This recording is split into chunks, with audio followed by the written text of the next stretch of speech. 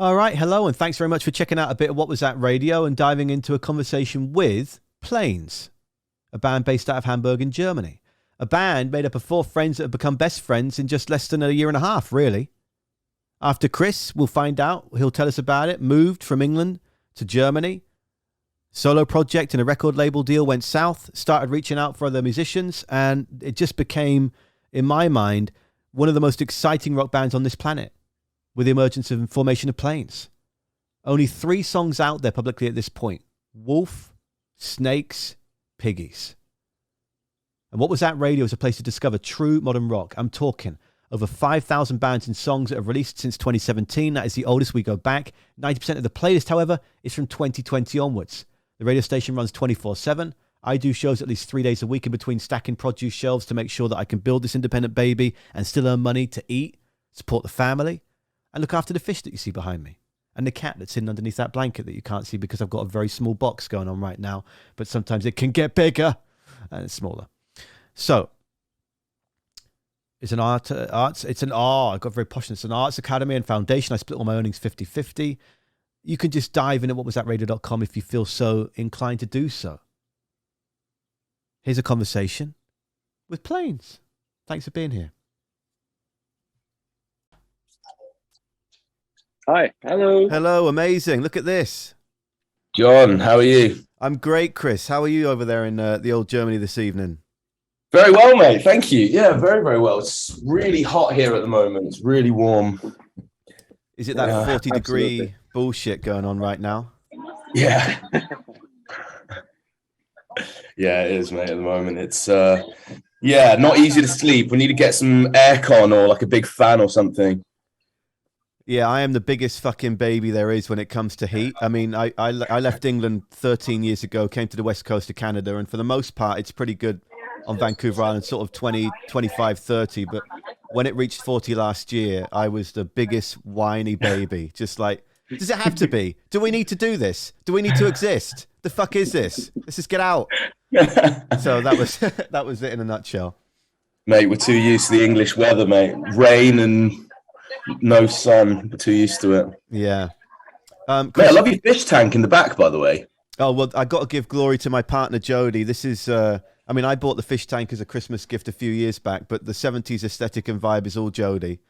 Loved nice. The yellows and the vintage gear. The fish tank is part of this bookshelf that we got for free off of Craigslist, and from this lovely old couple in their 80s. Maybe that's not fair. Maybe they were 70.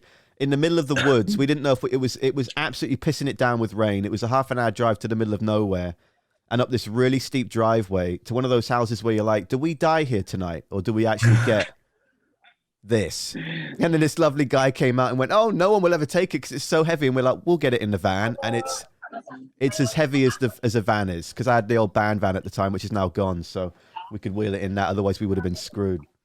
Oh, damn. Because it doesn't look that big, though. Like, it's kind of like a medium-sized fish tank kind of thing, right? Oh, I better stand by it, Chris. Hang on. I think it's like, this is how riveting we start. Who else? Tal and David are here. Yeah, this is how riveting it is, guys.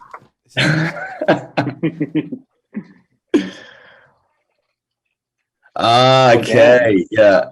Oh. Also, should move the cactus away from there a sec. Man, it's a great vibe though, mate. I do like that 70s retro thing with the artwork behind you and stuff, mate. I love it. Thank you. And this is a cactus that I was given that I feel I need to show because I nearly killed it when we chopped it off because it was getting a bit droopy, but it's growing 2 devil horns, especially in preparation for our chat today. That's rock and roll. This is love it. Yeah. This is no plain cactus, and that's the only fucking cheesy joke we'll have today. Okay. So, we better let Max in. Poor Max is probably like, what the fuck? Okay. Why won't it let me let Max in? Trying to let Max in, but my computer's getting a bit freezy, I think. Uh-oh. Is it working? There we go. Here he Hey, comes. Max. Hello. Jesus, Max, where are you right now? This is clearly, Yeah. I'm clearly looking over and beyond the fact that you've got a fake background, but set the scene. Where are you? Well, it looks a bit Canadian, doesn't it? I wish that was my back garden. Jesus. Yeah, fake it till you make it, man. John, you know how it is. This is going to be great. John, what brought you to Canada, by the way? It sounds like, I don't know if it's David or if it's Chris, but you've got a wonderful, It's me. wonderful party going behind you. That's completely acceptable. Don't move. Just relax. If it gets too loud, we'll ask them to join in. But the really long Let story. me know. I'll mute myself. Oh, okay. Oh, let's move my chair up a bit so in the stream they can see what I'm doing. The really long story short, Chris, is that I'm 35 years old. I've been trying to get into radio since I was 11. You're obviously not going to get into radio when you're 11. But at the time, the chart show hired that 16-year-old kid when I was growing up that sort of gave me a bit of maybe belief. Maybe this could work. And I think my computer keeps freezing, but I think we're okay. So let me know if there's any bits that drop out or anything. But I had been making demos for years and years, and I started doing work experience at different GWR stations and heart radio stations when I was 16, 17, 18. And I went to performing arts school and did music, technology, media studies and theatre, but focused mainly on media and music tech. And basically my grandmother was Canadian from Shawnigan Lake, which is here on Vancouver Island, which is still an hour-and-a-half boat away from Vancouver. It's not on the mainland. It's a separate island that you could fit, actually, I think, 5 UKs in BC for perspective.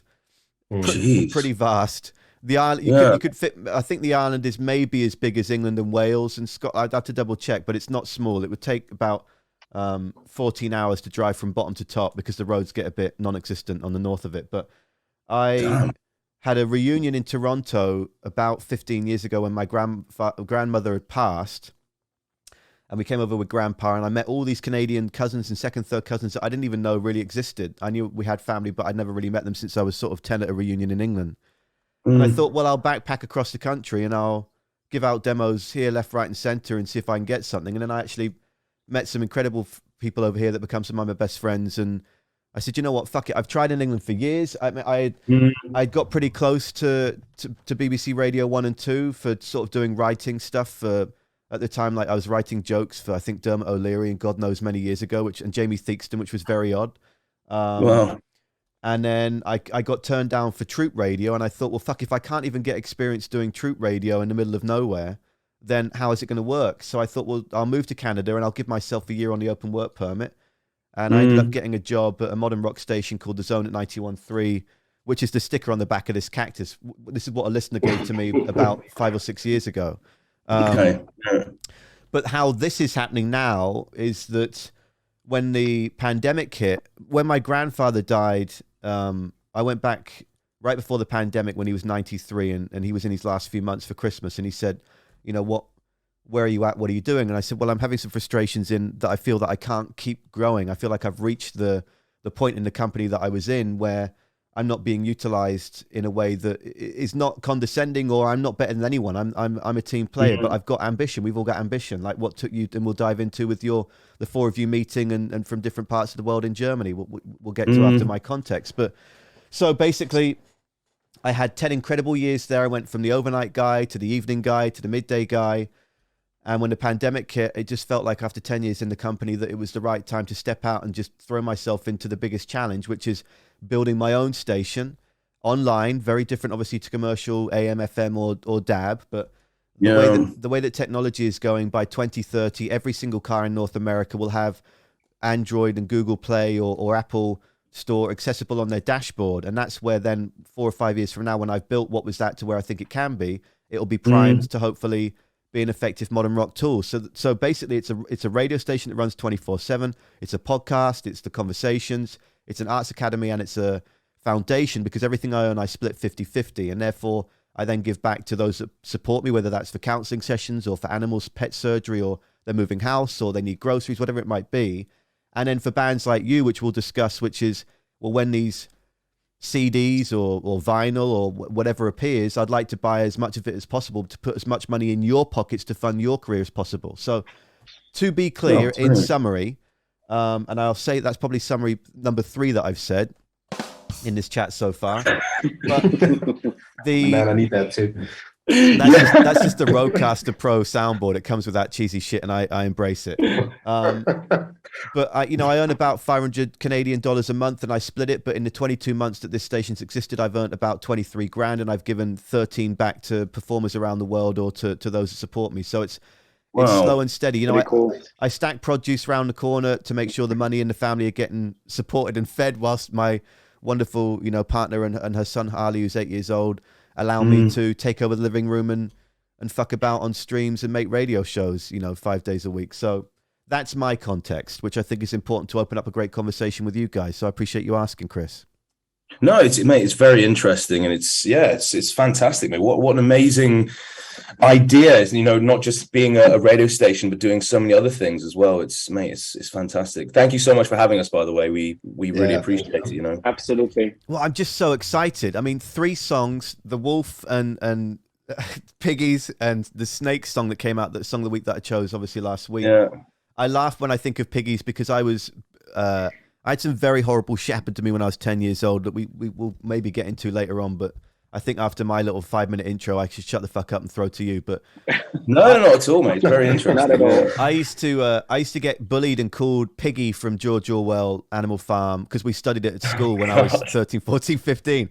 And when this song came out, I was like, oh my God, you four, but you've combined 2 things that are a massive part of my teenage years and trying to figure out who I am, which was being called Piggies when I was like, well, hang on a second, I'm not a piggy, for Christ's sake. And then Queens of the Stone Age, that are one of my favorite bands of all time, that are tattooed. I have a bunch of artwork that alludes to bands, but that's from, see if you can guess the record, The Lightning Bolt Dude. I don't know if it's quite straight or not, but can you see him or not? Is it the red lightning bolt? Yeah, the red lightning bolt through the skeleton. It's pretty dark. Oh, yeah, right. That close to the camera. Yeah, I think it's the light. I think it's like there's like a flare or something, just where the light's hitting your tattoos. Yeah, it's like as soon as you go close, it like blurs basically. All right. Well, but he's the lightning bolt guy taking it through the chest. But Nice. oh God, I just had the chat was zoomed in to mega extreme, so everyone was just looking at Chris's right eye for the last 5 minutes. We sorted that out. It's a good eye. It's a good eye, though. The best of the Yeah, two. it's very pretty good eye. Pretty eyes, yes. Dave's like, let mate, me I hope get Piggies didn't I hope Piggies didn't kind of bring back bad memories or something. I hope it was. No, it's incredible. It's incredible. Let's backtrack substantially here, and let's just connect the dots from how you all came to be friends and how this started out where it is in Germany. Were there chances to go other places? Was that where you met there? Is it because, Chris, you went there? And this is the joy of this, is that we don't know each other, and now we can dive into the stuff that I love, which is context and friendships. Over to you. Yeah. So I moved to Hamburg about 2 years ago, and I was doing a solo project at the time, and I'd started working with a small independent record label, and they were based in Stuttgart, and I've been kind of working on this solo album for about 1.5 years, and things were going quite well. We're getting prepared for everything, and then obviously COVID hit, and then all the booking and touring was cancelled, all the releases were delayed, and it was a bit of a horrible time, really. But at the time, then one of my managers moved to Hamburg, and I just thought, do you know what? Why not? Like, it's time for an adventure. Just fuck it. Like, I'm going to go. So yeah, about 3 months later, I moved. I sent all my equipment over, and I moved here. And then kind of my relationship with that label kind of really broke down. I don't know if it was, the stress of COVID, and I don't know, things just went south basically. And and then I started working on some new music. And at the time, Tal and I just started working together. This is about, I think, October 2020, something like that, maybe November. And my solo project at the time was very different. It was like an indie dream pop kind of project. And I just started writing The Wolf, and then I sent it over to Tal, who, we had just started working together through a mutual friend. But Tal was kind of there as more like a session musician, really. But we became friends, and we kind of hit it off immediately, really. And I sent him like this small idea of The Wolf, and I was like, mate, this sounds nothing like what's been worked on before, but what do you think? And he was like, mate, this is fucking sick. Let's just do something. And then we were sending files back and forth, and then we kind of had that demo finished, and then we just continued working in that kind of vibe. And we had about 6 demos done at that point, and we were like, obviously, it's time to actually put a band together. The demos were very fully formed kind of thing. But yeah, we needed a drummer, we needed a guitar player. So we just started looking on the internet, posting stuff everywhere.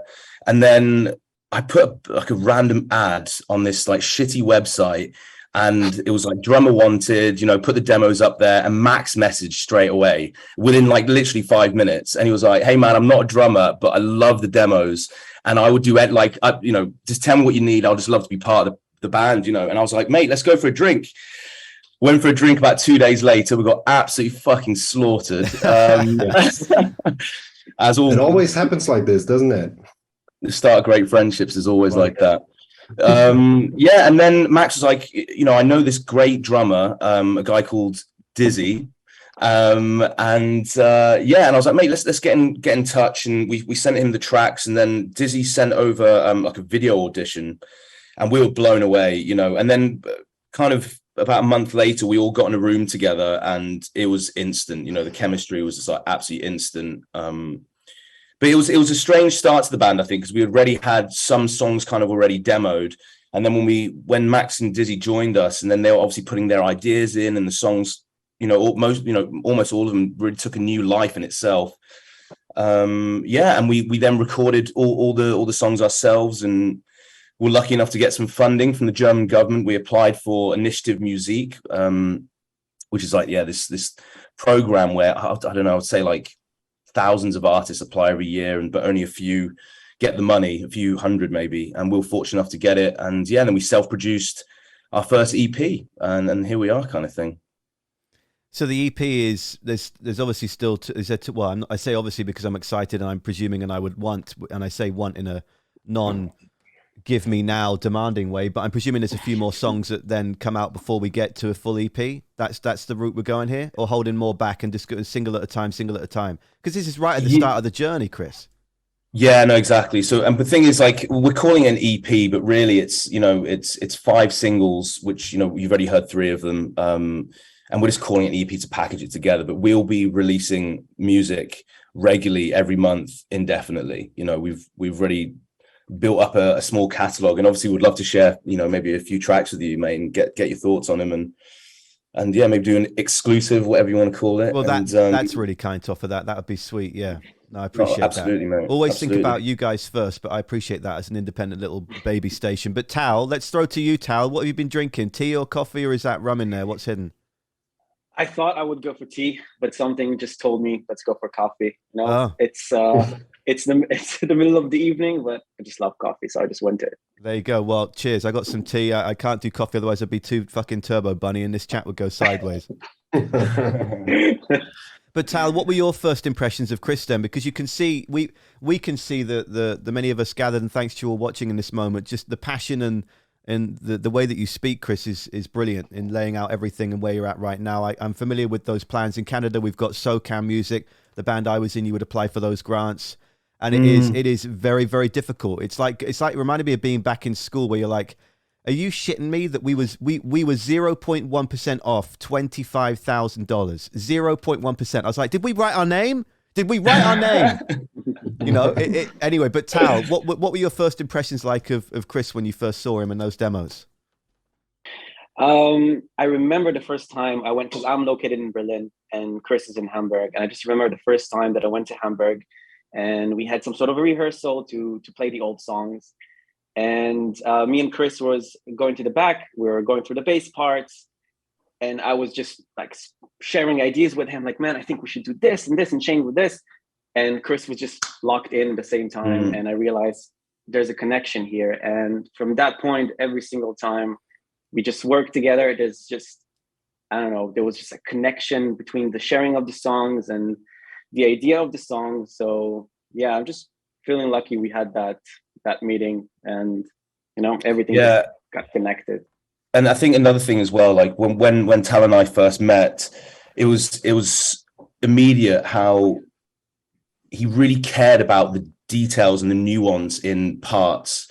And I think, making great music is hard, it's really hard. And it's the small details, I think, which really do make a difference. And the first time we sat down together, he's like, oh man, I've been figuring out some new parts here. What do you think? He's like, oh, maybe I'll play a little bit softer or a bit more aggressive, or this is the note choice here. What do you think? And it was just, I was like, this is my dude. And then like the friendship really formed very quickly after that as well. I think something which is really nice, I think, for all of us is we have a clear vision of what we want PLAIINS to be. But we are also very ambitious, and we want to flex the muscles of what this band can be as well at the same time. And this is just start of the journey, but we've put a lot of work in over the last year since forming. And yeah, we're really excited to kind of put more music out there and show people what we can do. And it's been amazing so far. The reception, since releasing just three songs, has been incredible. It's a real blessing. Yeah, it's nuts how algorithms and human beings can pick up on algorithms and then in turn propel. Because you've seen that in your figures anyway, from Spotify artists or whatever you've got. The first one pretty good, second one all right, and Snakes is just blown up with triple the amount of spins of anything else. Well, spins, I say that relative to play counts or whatever. But if I may call you Dizzy, may I call you Dizzy? Let me just unmute myself quickly.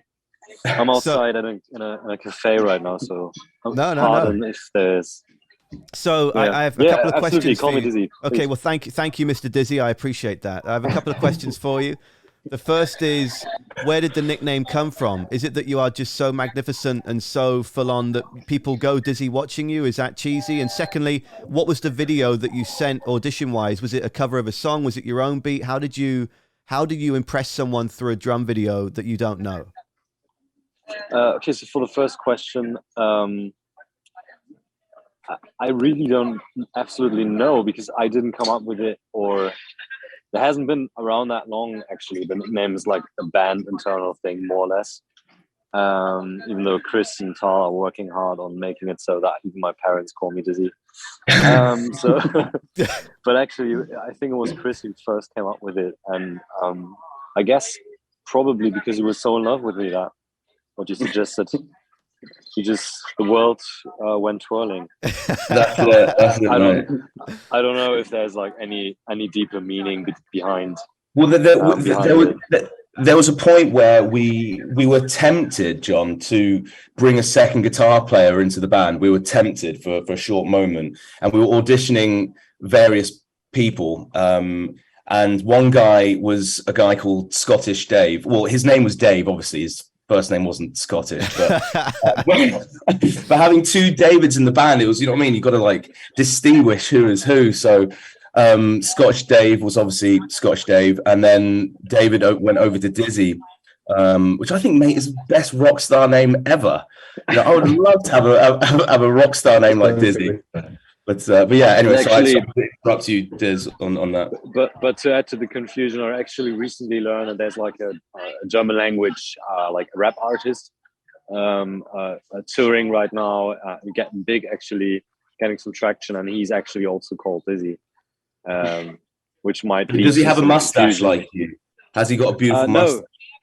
No, and he is nothing. So.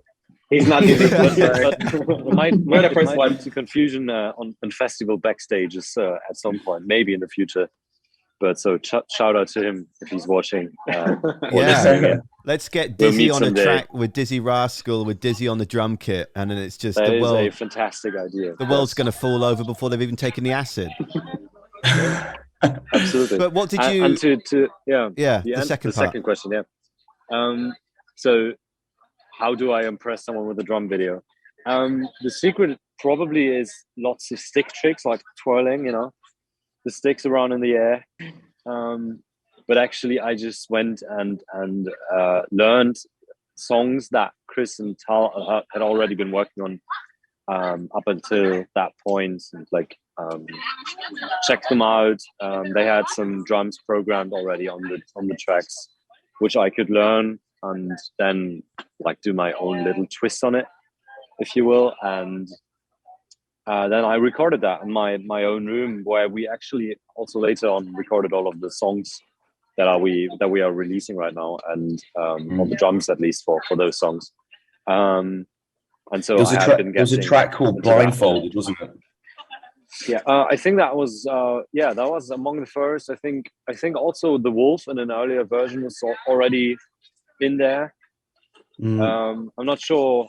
Actually, don't really remember if I did only one song or several in the video, but that was how it went down. And luckily, I kind of just took a leap and added like some stuff here and there, and some artists really don't like that, and some artists really like that. And whatever I did in a way that the others also thought this could fit. And we loved it. Here we are. Yeah. I remember seeing it and then sending instantly Chris a message. We found him. Yeah. Yeah.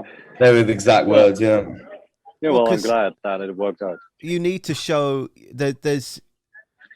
It's like the band I used to be in, and we started out as a 5-piece. We ended up being a 3-piece. I played drums as well. The guitar player Jordan had the nerdy wish and want to build a rig that would seem like there was 3 guitars, including a bass instead of him. So he would send a low end output to a bass amp that wouldn't be necessarily like the staccato of each note, boom, boom, boom. It wouldn't be the pronounced initial note. It would be the follow through, wah, wah, wah, wah, just to add that texture to it. And we just found that what's the point in having, you can have a band, but you can have a dysfunctional band, or you can have a band that's shit tight and it's just vocal, drums, guitar, and that's what we ended up being. So what stood out to Ali and I, who used to be the lead singer, because the band's no more, we stopped just before the pandemic for a variety of reasons, but we had tried all these different guitar players, and with Jordan it was just like, no, you can't explain it. Like when you've said, or you text Tal straight away, we found him. You just know. You have a gut instinct that says, I'm on the same path as this person. And what I like about what you did, Dizzy, Mr. Dizzy, is that you didn't say, well, I'm just going to play it safe here and just be the 1, 2, 3, 4. I'm going to show who I am and what my fucking rock soul is, that I think is ignited by this song, that I want to add this little flair.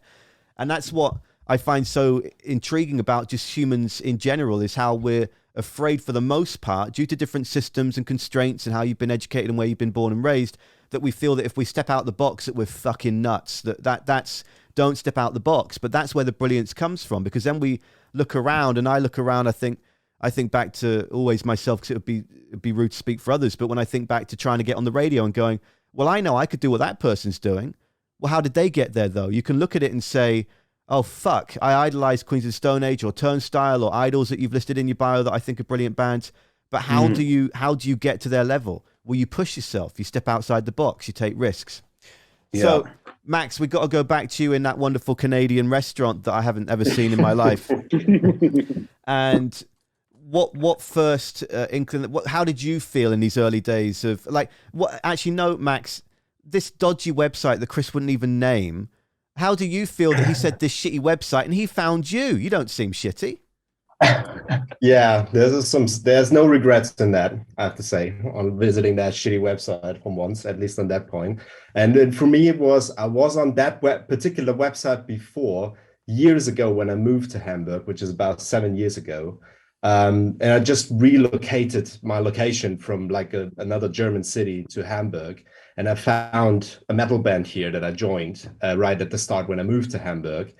And I was in a variety of bands, but I was always looking for a rock band that was less metal, where it's really all about vibes and so on. And I just thought, maybe I'm just, going back to that website. I completely forgot about it. So I kind of like took a stroll, went back to the website and just see if there's anybody in Hamburg right now looking for the same thing, or has already a band and is looking for a guitar player.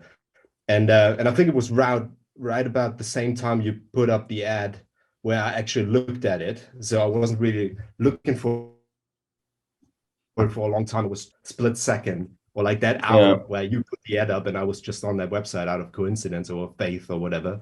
And I just hit him up and I said, like, well, he's looking for a drummer. I'm obviously not a drummer, but maybe we can hit it up anyway. And then rest is history, pretty much. I mean, we connected very well right from the bat, I would say.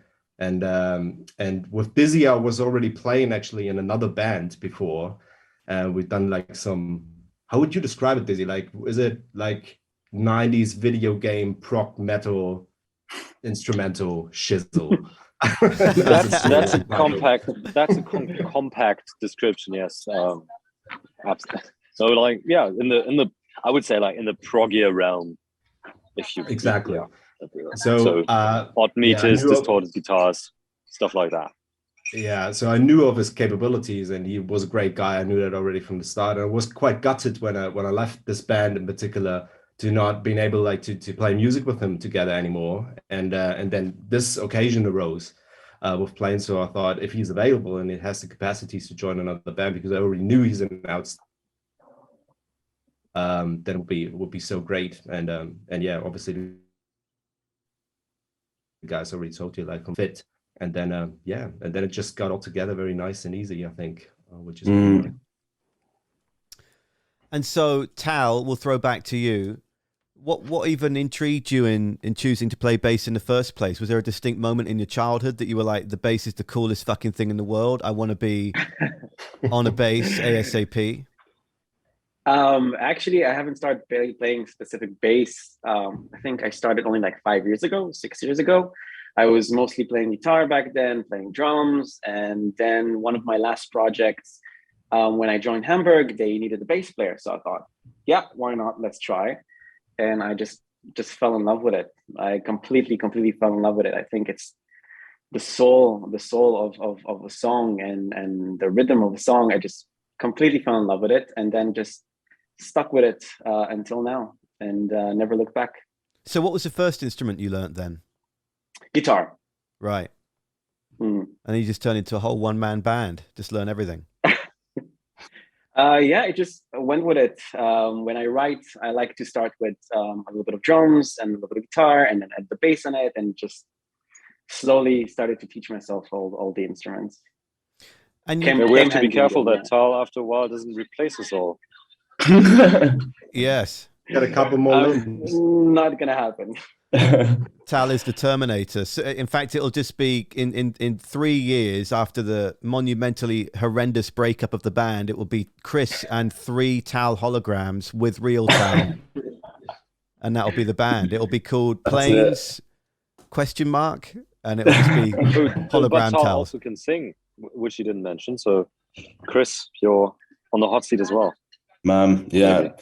Tal's actually a great singer. Yeah. The guy can sing ridiculously high. He wears extremely tight boxer shorts for sure. That's the secret. That's the secret, man. Yeah, that's the secret.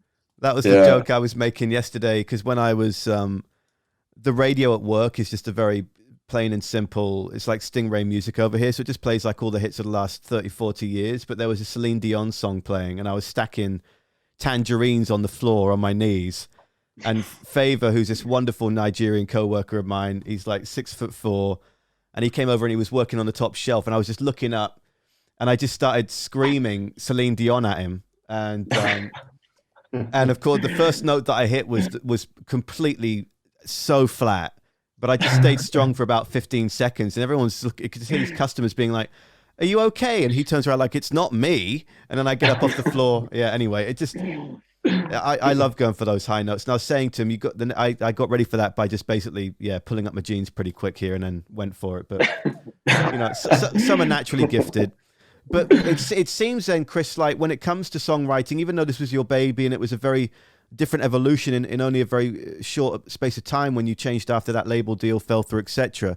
It seems that you're willing to allow everyone to bring their own thoughts to the table. It's not like you are the band leader that writes and records everything. You'll allow everyone else to come in, or how is that developing at this point?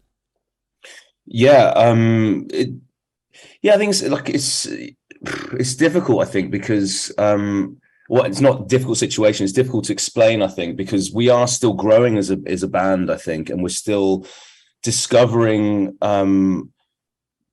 creative relationships and workflows, because truthfully they are all fantastic musicians and great guys, and I love working with them. I think that's the thing. I really do enjoy every step of the process working with them. And at the beginning you kind of have to I had to certainly make a mental decision, even when kind of the first idea of The Wolf was written, it's like, do I just sit here and just finish it myself, because I've been used to that for years doing a solo project. But, you know, after meeting Tal and hanging with him and making music and things, you know, it was immediate. It's like, I want to send these ideas. I want to hear what Max thinks. I want to hear what Dizzy thinks. You know, I want us to work on stuff together. So I have a massive respect for them. So actually with this band, it's been incredibly easy, actually, because like I said, we all have a vision of what this band should be, and we want to flex those muscles. But yeah, I think the creative flow at the moment is still very open. You know, like we have a new track where it was, you know, Max and I that were kind of the main writers in it, and then there's many songs that Tal and I have been the main ones writing. And then Dizzy and I have just started working on the songwriting process together, you know, because what will happen is that we'll get it to a certain point. Let's say it gets to like 70% demoed, and then we bring it to the whole band, and then we all work on it collectively. But we try and do it in small teams, which seems to be the most effective way. And we've just started working with a fantastic producer as well, and a friend of ours, because the first stuff is all self-produced. And self-recorded and everything, but we had an opportunity to work with a friend of ours, and he's absolutely brilliant. And that's been a really interesting experiment, all being in the studio together, working in small teams with him, and what kind of flavors are brought out when certain band members are there, you know, because obviously we all have our own influences and our own kind of artistry, if you like, as individuals. So it's been a really fun experiment. I think the most important thing is that we're very passionate about what we do. And that can, you know, obviously lead to some situations where we're all fighting for our ideas, and that's great, you know. And we're not argumentative or disagreeable, you know. We're very open, but we also feel very passionately about certain parts or things like that, you know. I don't know if I answered the question, but no, you did. I mean, it's interesting because you're all in the same city, or you're not at the moment. Three of us are, and then Tal's in Berlin. Well, Yeah. actually, I'm in Munich right now, but I live in Hamburg as well. So it's Tal who has to do the most driving. That's a hell of a cafe, Dizzy, that you drove all the way to Munich just to get your tea tonight. It is. I can only suggest you come here too, and check out it. It's very nice. Yes. Just in case anyone. Actually, for working reasons, I'm here right now. But okay, just don't quit the band. Don't, whatever band that is you're working with. Don't, just stay on the plains for now. It's moving in the right direction. Oh my god, the new music video for Snakes is fucking so good. I just wanted to figure out, because I was watching it earlier in the stream before you guys jumped in, and I just want to know if the gentleman ×3 that slapped the snake's booty, did they ask permission to do that, right? That was the setup, or did they just cheekily walk over like young men are prone to do and just touch body without asking? What was the ass slap? Was definitely not, there was no permission given for that, but we did ask them, like, God, do you mind like just giving Toby a bit of a push? Right. Toby is the character. But yeah, and then I got a nice little ass slap as well, because I'm the one underneath the suit. Right, it is you. Yeah, and it was very, very hot day, and you can't see anything in there. Like, it's one of those COVID suits, so you can't see anything. Plus, I have this hand puppet on top of my head, and then the bit where you put your hand in, that's just like over my face. The towel's basically like guiding me, bit to the left, bit to the left, bit to the right. You know, like as we're walking around shooting it. Yeah. But yeah. Yeah, my partner Jodie and I watched we were just exhausted last night after I got back from work, and Harley was in bed, and we watched Jackass 4.5, like the documentary on the most recent Jackass. We thought we were going to watch the most recent Jackass, but then there was the documentary on the making of the most recent Jackass, but it still had moments from the most recent Jackass in it. And and there was just a few scenes where people are dressed up in bits and bobs and can't see anything, or completely blindfolded and running through a hellish obstacle course. But the snake thing, yeah, I've actually lost my chain of thought now, because I said Jackass so many times. I think it was like 6 times I just said that. But I'm glad you like the music video though, mate. I think we're all really, really happy with it. It was a bit of a mad idea. I think ideally we wanted to have a video where it was like more performance based, but then we had this idea with this character Toby, and then it all kind of took a life of itself, and we're really, really happy with the outcome. And does super Toby fun to shoot it as well? And sorry, Tal? I said it was super fun to shoot it as well. And that's the key to all your videos. Is it 36? What's the company that you work with? 36 Yeah, promotion. I don't actually know the name of his company, Oh, but he's our 36 friend shots, Tim. Our Yeah, friend Tim. I think Tim calls it 36 shots. That's it. Thank you, Max. 36 shots. But it was that. So is the character of the snake? Is that also a part of the lyrical adventure? Is that the character in the story that the song is centered around, or is that just a whole separate idea for the video only? Whole separate. I mean, I think we're all, because we obviously, when we sit down, we're all thinking about music video concepts and things like that. I think we are mostly, a fan of when a video has actually nothing to do with the lyrical content, and it should be a piece of art in itself, and the concept should be strong enough without relating to the lyrics too directly. But yeah, I mean, lyrically, the song has nothing to do with lovely creature Toby. But I think there are some correlations between the lyrics and the message in the video, which is this creature Toby is kind of being taunted and rejected by everyone because he looks strange, and he gets to the end of the video and there is a moment where there is like this, where fate aligns or something like that, and I think there is some lyrical correlations, like the opening lyric in Snakes is, am I the devil or am I in his wake? And the song was written about a past relationship I was in, actually. But I think, it's about when you're in a relationship which is breaking down and your partner is basically trying to manipulate you to make you feel like it's all your fault and you're doing everything wrong. And I think that's where the correlation is between the Toby storyline, where he's kind of walking around just trying to be happy, like he's just got this nice big grin on, he wants to order a beer, he wants to walk in the streets and everyone just kind of like making him feel like he's a freak and he's a bad person, but actually at the end it's a lovely happy ending. When you came out of the store with the Chubba Chups or like the lollipop, it reminded me of Hot Fuzz and Simon Pegg and Nick Frost coming out with some fucking cornettos, that's one of my that's where my mind went.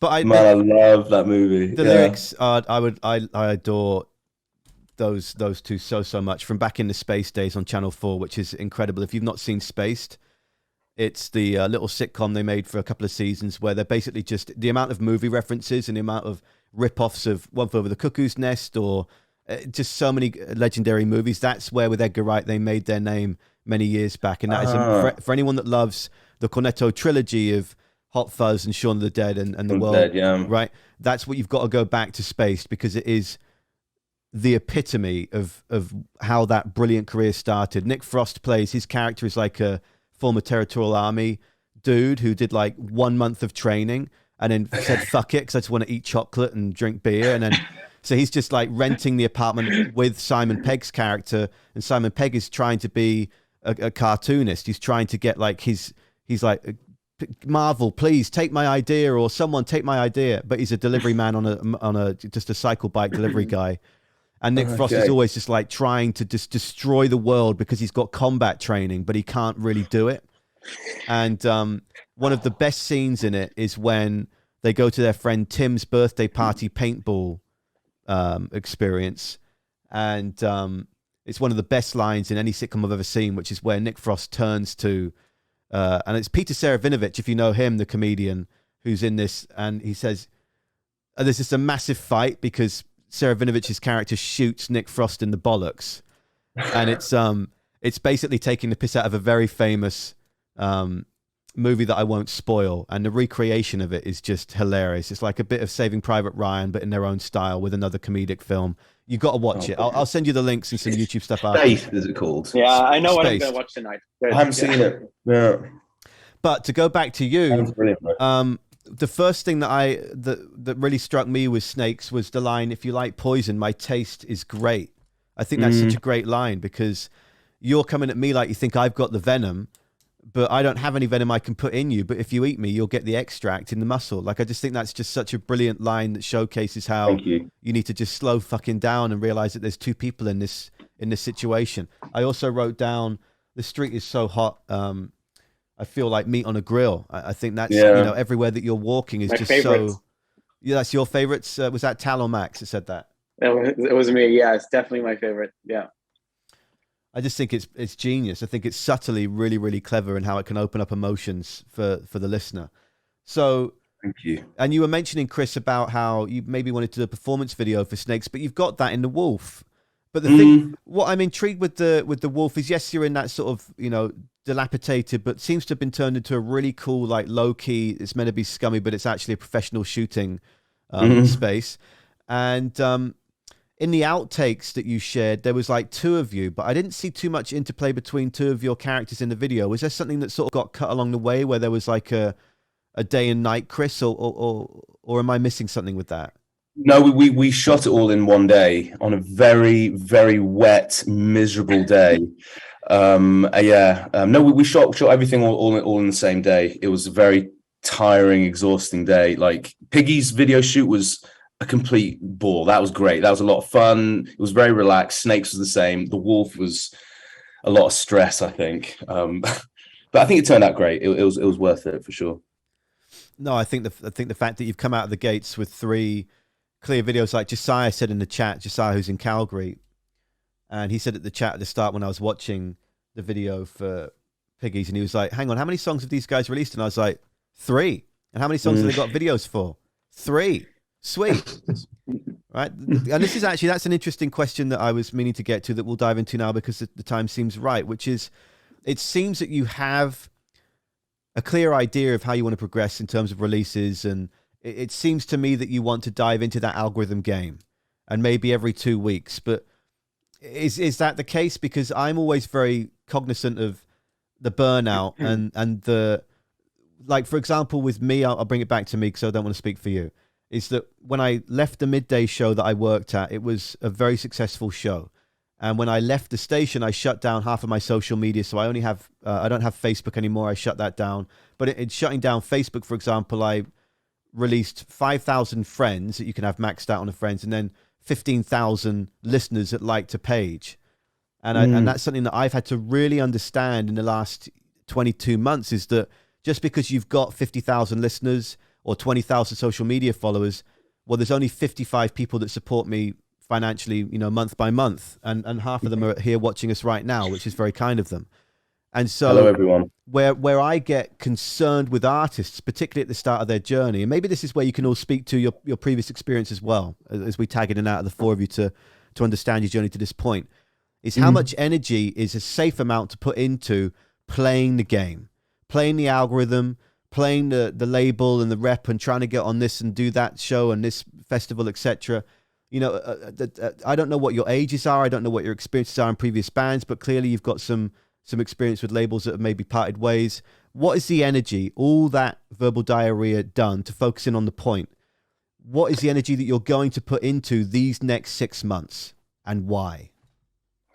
Well, I think firstly, yes, I think you do need to, in a way, play the game or something like that. But I think, you know, we're all album people. We're music fans, you know, first and foremost, you know, all of us here. So obviously we love albums, you know, but I think it's okay. Actually, I think I've certainly embraced this new kind of platform and this new way of working, releasing music, because it's actually fantastic. You know, there's no barriers to entry anymore. You know, you can just keep releasing singles and you know, you can, if they don't do that well as well, it doesn't matter, because you release another one a month later or something like that, you know. And I don't think that we're pushing ourselves too hard. I mean, we all are extremely passionate and driven, you know. I mean, truth be told, you know, we actually have about 2 albums worth of catalog already, which we're working on, you know, and we're demoing and then developing together as a band and with this producer and things like that. We love what we do. We love this music. We have a great chemistry together. So it's never really hard work, because we love doing it, you know. So songwriting is always ongoing. I think the big thing for us is because there's a backlog basically of what's happened with COVID, and Germany is a lot further behind than the UK, for example, when it comes down to the live world. That actually focusing more on releasing music and getting in the studio and writing and recording and being more productive in that kind of way, I think it's kind of a blessing at the same time. You know, we love playing live, and so far we've only played 2 shows, you know, and they were killer shows, you know, that it was absolutely fantastic. And it was nice for us to know as well that we can we can fucking deliver this live, you know what I mean? And we can get the crowd really into it. So that's a nice feeling. But I think, yeah, in terms of, you know, releasing music and releasing singles on Spotify and things regularly, I think it's great, you know? And then we can just package it at the end of it into an EP, you know, call it an EP, but it's just 5 singles really in a package. Sorry, Max, mate, you're going to jump in. Yeah, no, like just on that note, I mean, like John, it kind of like gives us the liberty also because we're just out of the box right now. I mean, we just started release 3 singles. So there's not really that much expectation out there, I think, right now. I mean, it's building, of course, because we're kind of like, we've got a really strong start, I would say. But what Chris said, like, we just keep on writing songs, and because we're maintaining that independence for now, it's really up to us when we want to release something, because the barrier for releases is so low right now, because you can just put up a song by yourself. You just need a digital distributor, basically, and somebody from the other side of the world can listen to your track instantly. And this is just a great feature, I think, like, because I don't see it as a battle between how the music world was 20 years ago and how it is right now and how it developed. I think we can embrace how it is right now without even compromising the old music world, even though we come from that point, you know, and we all embrace that too. And I think we definitely will have a strong physical game at one point as well. But I think it's just too early to dive into that too deep. I think that would probably just tame our ambition a little bit. Right now, I think it's really about having our creative energy as unfiltered as possible and just get it out to people. And I think right now, like with releasing those tracks on the DSP, is just a great way of communicating with our audience, or our growing audience there. Yeah, Mr. Dizzy, did you look like you were going to say something, or you've just transferred inside? Yep. I think some of the I transferred inside the cafe.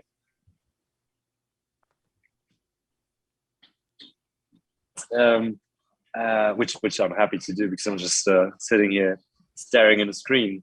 But I think, you know, of course, the business aspects and all the algorithm stuff, and the building a reach and catering to the needs of the digital world, if you will, or the Spotify database, whatever.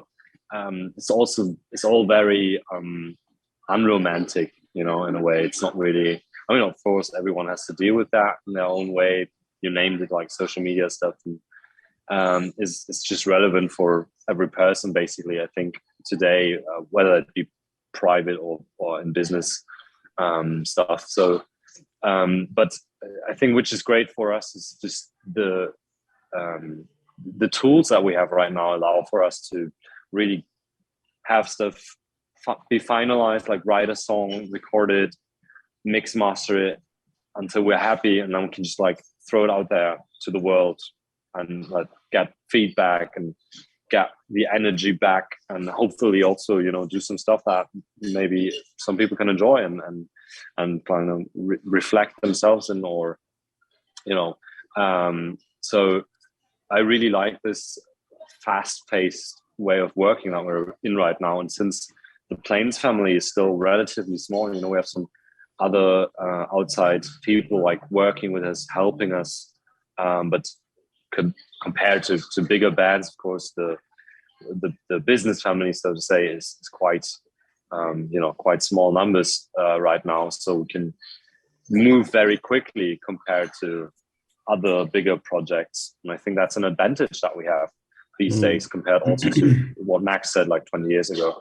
And you know, I for one really enjoy this. We don't have to have, I don't know, a finished album mixed and mastered and ready, and then have that sit around for like a year while some campaign gets like planned, or, you know, budgets gets finalized stuff. Right now we can just have like singles and like make them, present them, and get it done, so we can also move on, you know, and share also like kind of our growth, like our or development, if you will, or like how the sound also, you know, comes together and changes up the more we get to work with each other. And yeah, you know, I was just thinking as well. Yeah, I was just thinking as well, you know, like the world moves so fast now, you know, so finding spare time to sit down and listen to a full album, you know, it's getting more and more difficult to do that. And I know for me personally, like when I see like one of my favorite bands, whatever, and they've just released a single, listening to one single is easy, you know, and you're like, oh, amazing. I'm gonna, you know, I'll listen to this tonight. And I think that's quite a nice kind of culture to have, I think, in such a fast moving world, that there's a new song from your favorite band and it comes out every few weeks. You're like, this is awesome, you know. But at the same time, like I said, I also love albums. So yeah, like Dizzy was saying, it's quite an unromantic kind of way now. But I think as now being an artist, it's never been better, I don't think, personally. You know, before you the only way of getting your CD out into stores, you needed a label, you know, to get in HMV or whatever it was, you know, even to get in the studio and things like that. And now we can do so much ourselves and share what our creations so easily. What a beautiful thing, you know.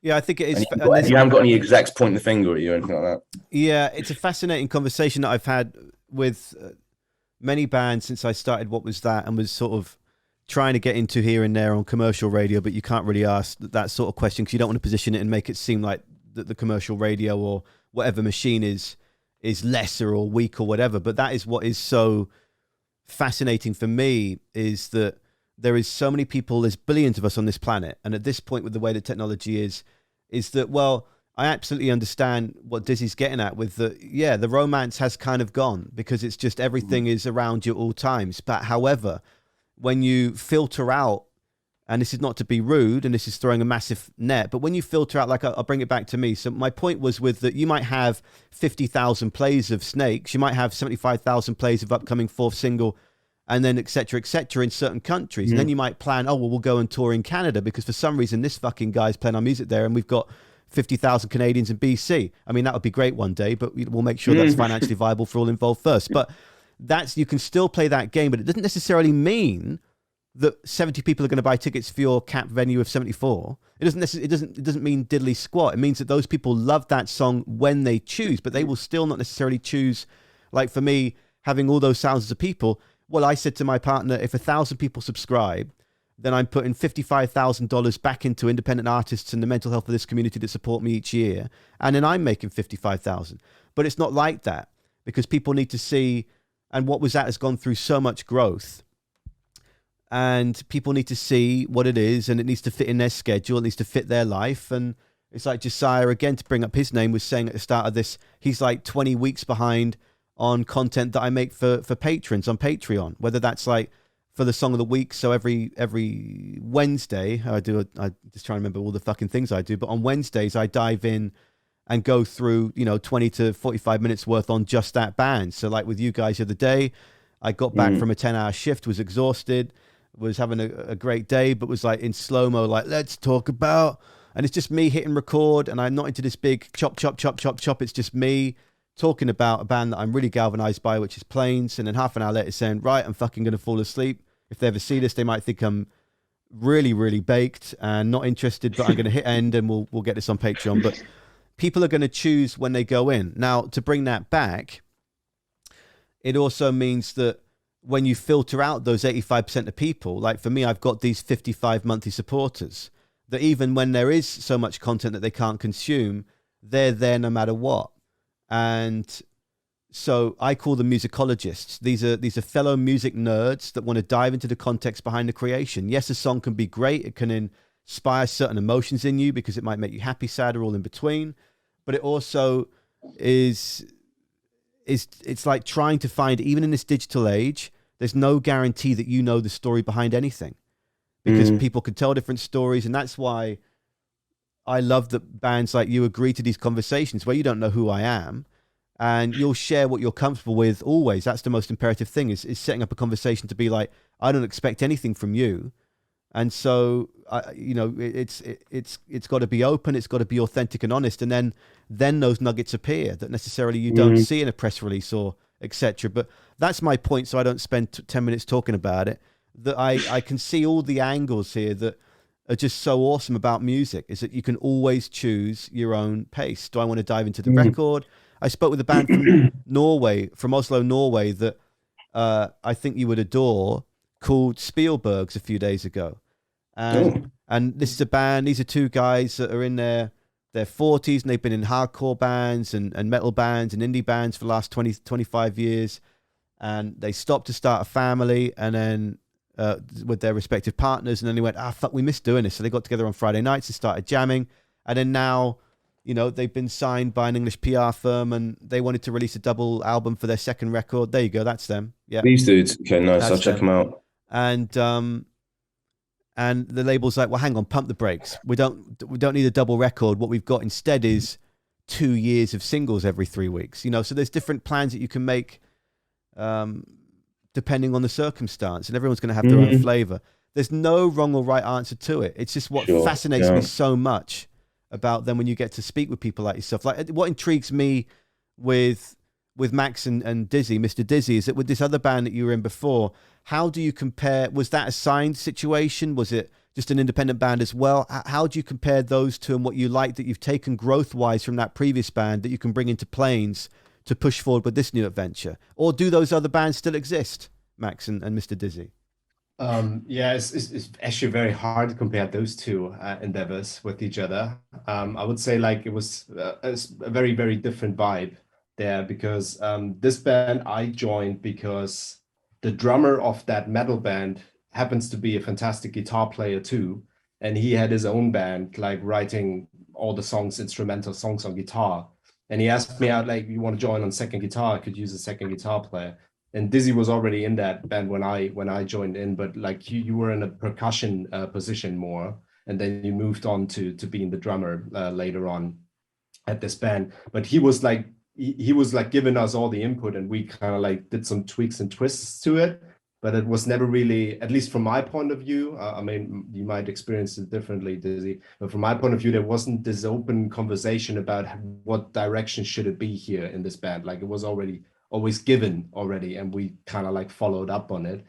And there was an independent situation as well. It was a very small band. And for me, I actually considered it as being something that I do on the side. It was more guitar lessons, basically, because it was such a difficult playing style as well, particularly on guitar, on drums as well. It was very, very hard to play, which is great practice then in the end, because that like really, you know, you can need to step out of your comfort zone in order to play that shit. So therefore you need to sit down and practice those songs and practice guitar every day in my case.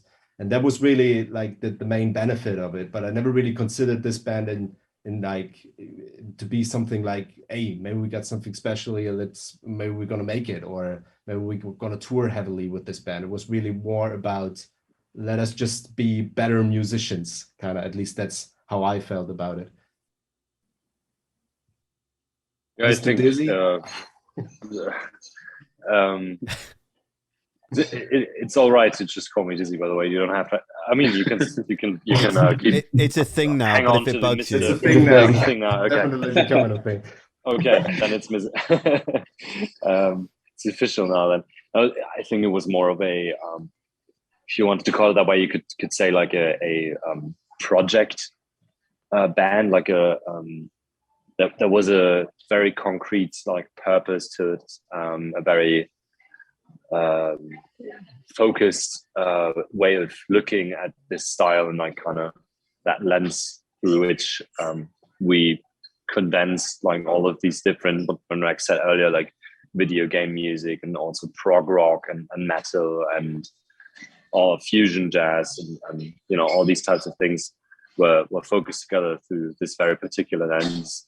That was the band leader, and this project since has like you know, waned a bit in the Corona times as well. It's as it is with so many projects, I guess, and also like smaller venues, unfortunately, at least here in Germany, you know, stuff like that had to kind of fade out a bit during the height of the Corona crisis in the last 2 years. But it was definitely a very great learning experience. I think, you know, every project, every band that you do, and maybe, you know, every radio station gig that you go through, or like I think this goes for a lot of different professions probably. You take something away, you know, that helps you on when you get to that next station or that next level or that next situation that you're working in, and then you take something out of that last experience, you know. and use it, and then you learn something new, and it always builds up in this way until hopefully, you know, at some point something will become so you know what you're doing so well, basically, that, you know, something will stick, or maybe get you the way you wanted to go in the first place. So I guess, you know, that was that project. Yeah. Are we allowed to know the name of the band, or is it you want to keep it private? Or no, absolutely. It was called, or is called, Visual Insanity. So yeah, that adds up with what you described it as. Yeah, it is a fitting name. Yes, and if the viewer wanted, he or she could find the videos of that still online on YouTube. We did some performance videos. Yeah, right. I was about to say, rehearsal room at the time. Is there actually released stuff? But yeah, you're right. There's actually some YouTube. Content. There are some videos. I'm not sure. You know, it's bear in mind we have better videos now, I would say. We learned on that front as well. But yeah, it's still there. Visual Insanity. Okay, I'll check it out, but I'll also realize that this was Mr. Dizzy at a different stand, at a different level, and is a whole other kind of freak in this moment. I understand that. Tal, in a completely sideways switch up of the stance here, aside from music, what is something about the other three guys that you really like? Because this is a blossoming friendship that is not even a few years old at this point, Tal. I think honesty. It's really easy to work with them. I think when we have a song that we're all kind of aligned on, like for example, Snakes, we wrote, it took us, I think, 40 minutes to write Snakes. We just went into the room, we had a song that we previously worked on, and then we decided to kind of switch things completely. And then 40 minutes after the song was born, and I remember the day after, we sat down at a coffee place, and we were all excited like kids about the song. We were all completely pumped about the song, and it made me feel like I'm in a good company. So yeah, the passion and the excitement. Tal, I'm going to interrupt you. I don't want to hear anything about music. I want to know what is one thing away from music that you're like, wow, Chris is always talking about chocolate, or Max is always talking about football, or Mr. Dizzy is always talking about how the other Dizzy needs to get out of here. There's only one Dizzy in Germany. All the time. Like, what's one thing? Yeah. What's one thing about them aside from music that stands out in this early fledgling friendship? I can tell you about Max cracks me up completely. I think with Dizzy, it's good to have. I like the fact that sitting down with Dizzy, you always have a full answer on anything you need to know. His technical knowledge is insane. And with Chris, I just love the fact that he's Chris. I love the fact, yeah. Other than the chocolate talking, we should stop with the chocolate talking. But other than that, yeah, it's just the fact that I have a huge connection with him. It's one of the things that I love. But it does not revolve around talking about chocolate. It mostly not, yeah. Okay. See, this is what we're trying to get into. From now on, it will be. Yeah. Max, what about you? Not music related, right? What's the question? So yeah, well, with Tal, it's definitely jealousy of his magnificent beard. Hell of a beard. Yeah.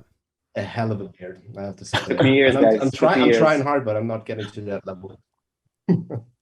Yeah, with Dizzy is it's like he's always there when there's like certain technical questions, so I can actually relate to that as well. I think that's fantastic, and he's never shy on taking on the tasks where everybody is stuck in cover. You know, like, who wants to be financial leader and do the bookkeeping? I mean, nobody raises their hand and says like, yeah, that's me. Yeah. And he's Mr. Dizzy is doing that. Very good. Would be actually a great bookkeeper name as well. I think we should really do that. Convert you to Mr. Dizzy. Yeah. Goes well with the Mr. Dizzy at gmail.com. Do not shortchange Mr. Dizzy or you lose a pinky. Yeah, that's it. And with Chris, it's his raw energy. I think it's just fantastic because I feel there's a certain way of songwriter in this person. it sounds very romantic now if I say it like this, probably. But there's a certain songwriter in this person, and I've never had the pleasure so far in my career as a musician that to work with a songwriter like this, who has like this raw power and comes up with lines like the ones that you mentioned, John, as well, and Snakes. Like, this is just a twisted way of looking at things, and I love that. Because this is like something, me being a songwriter myself in different projects, my approach to writing songs is more on a technical point of view, and this is how I approach things. And this is just feels like a fresh breeze to me when I work with him, because it's just a very, very different angle on looking at things that I adore, but I would never feel comfortable or feel able to write the way he writes. Well, that's very music connected if I think about it right now. Yeah, I'm not So going I love to the chastise scare. you too I much love- about it. No, because I mean, this is what I love about this, and we're going to go to Mr. Dizzy next. And I know Chris is just itching to speak, but we're making the lead singer wait until last on this bit. But that's what I love about it, is that you're all so excited by what you're making that you can't not fucking come back to it. Because that's just saying to me that this is very much what you are all so immersed in. This is what is so excited to you. The new connection is born out of the lust towards this new love of creation and music. So there's no wrong answers. But Mr. Dizzy, if you can, what aside from music has really stood out Stay away to you from guys? music, yes. Oh, the lights just went on. Crazy. Oh. Last call. So yeah, now you can see me. Do you want your banana bread? so- You don't get out. Anyway, back to you. Okay, so I'm with Tal. I don't know if the listeners, viewers know this. Tal actually comes from Israel, and what I really like is to talk to him or listen to him when he tells like about his life experience and like cultural background and stuff he grew up with and all those things back in Israel, because I think there's so many like similarities of course, you know, like which sometimes, you know, also are amazing to discover when people come from different countries or different cultural backgrounds, maybe that you kind of like, do you like this thing you too, or you watch this TV show as well when you grew up, like when you were a kid, stuff like that is amazing to discover. But then also again, you know, to kind of learn from him like about his his upbringing, his life in Israel as well, and like also his perspective on life in Germany. Coming from that background is really interesting, and he has just so many interesting and funny things to tell about this. I think that's we actually tried to adapt a couple of Israeli like words into our band vocabulary. So schmear is a great maybe Tal can later explain what exactly schmear is, but I'm not sure I quite actually really understood it, but the word is just really great. So that's something with Tal, and you know, of course, he's just a very sensitive or sensible and a loving guy. You know, it's like really warm-hearted, and I always know like if something's up, I can always, you know, come to him and find an open ear, yeah, and a friend in that, which is also, you know, just really fucking amazing. And with Chris, he's a very, you know, social guy. I think. Very loving of the occasional drink and the occasional visits to a bar, or, you know, trying stuff out. I think we've not had really like the pleasure to go on a longer stretch of a tour together, but which will hopefully, you know, happen in the next year then. But I think with Chris, he will probably, you know, every 3 minutes that we have, he will run off in some direction, go discover the city, or, you know, go on a night out in a new location. And I think if something freaky came up, like if, you know, some chance to bungee jump off a nearby bridge, or I don't know, crazy stuff, Chris will be the first like kind of to jump at that chance and also motivate others to kind of get off our asses and like go and live life a bit, you know, like live a little. I think that's Chris, and well, that's part of Chris's nature, and I think that's really great to be around and inspiring as well. You know, like embrace what you can and learn what you can while you can. And I mean, Max is a family guy through and through, I would say, and that's something that I also like. Just love hearing from him, is like his adventures or the life as a father that he leads, and like the little insights that you get from that. And like I feel like I can kind of learn from his kid, like through him a bit, if you understand what I mean. And that's really great. And also like to, we do this style of music that's kind of rough and hard, and there's aggression in there, and there's anger in there. I mean, there's also love and compassion, all those things. But we're talking about stuff that we're angry over or at, and political stuff as well. Like so much shit going on in the world right now, and we're commenting on that. And then to discover that other side of the musicians that you're playing this angry music with, where they're really tender, loving, caring, warm people, I think that's really great. And yeah, gives another side to the art that we're creating, to kind of draw back a little small bridge to the music, even though trying to stay away from it, but still it all is interconnected. But Max is just a great family guy, and also very well traveled, so he can tell you about a lot of countries and kind of crazy stories from all over, which is also very great when going on a night out. So just I got a variety of fake backgrounds. That's why they think I'm well traveled, but I'm not sure. Yes, I was either going to make. Shows us his passport collection all the time. I was going to make that joke, or say that actually Max is sat in the room opposite me in the next door neighbor's living room, just to. Oh, you were not supposed to tell them. Throw a real curveball. But there's things that we're going to come back to. We're going to come back to the family man. We're going to come back to that word that I'm not going to pronounce until I know what it means, Tal. But Chris, you've so patiently waited. This is such a new collection of what seems like they've become genuinely best friends. So it's amazing that in such a short time that you've built these relationships. So what beyond what they've said has stood out to you about them? Yeah, I think it is remarkable, actually. I feel very lucky, and I'm so grateful to have met them, and then now they've become very important people in my life. And yeah, I mean, I think the most important thing as well is that they're great people. They are all really fantastic, loving, good people. And we also like hanging out, outside of music stuff. We'll go for a beer together and just hang, and it's fantastic to be able to do that. Not just you're working together with people, but actually Max is hilarious. Like he's a really, really funny guy. Dizzy is he's a perfect, also going back to the band a little bit, he's like the perfect band member, because he's like very sensible and thoughtful. And because I have a tendency to be a bit crazy sometimes and get myself into the strange circumstances, he's a very good person that is kind of a good balance, I think, in the band, and certainly for me as well, where it's like, just shouldn't go too crazy, but he's very thoughtful about everything. Actually, I really, really love that about him. And yeah, and Tal is a great person, really. Like all of them are, they're really great people. It's an honor really to be in a band with them. Tal, what does that word mean? What was it that so Shmear, it's actually it's Yiddish, but we use it a lot in Israel. So to smear something is to take like cheese and just put it on a bagel.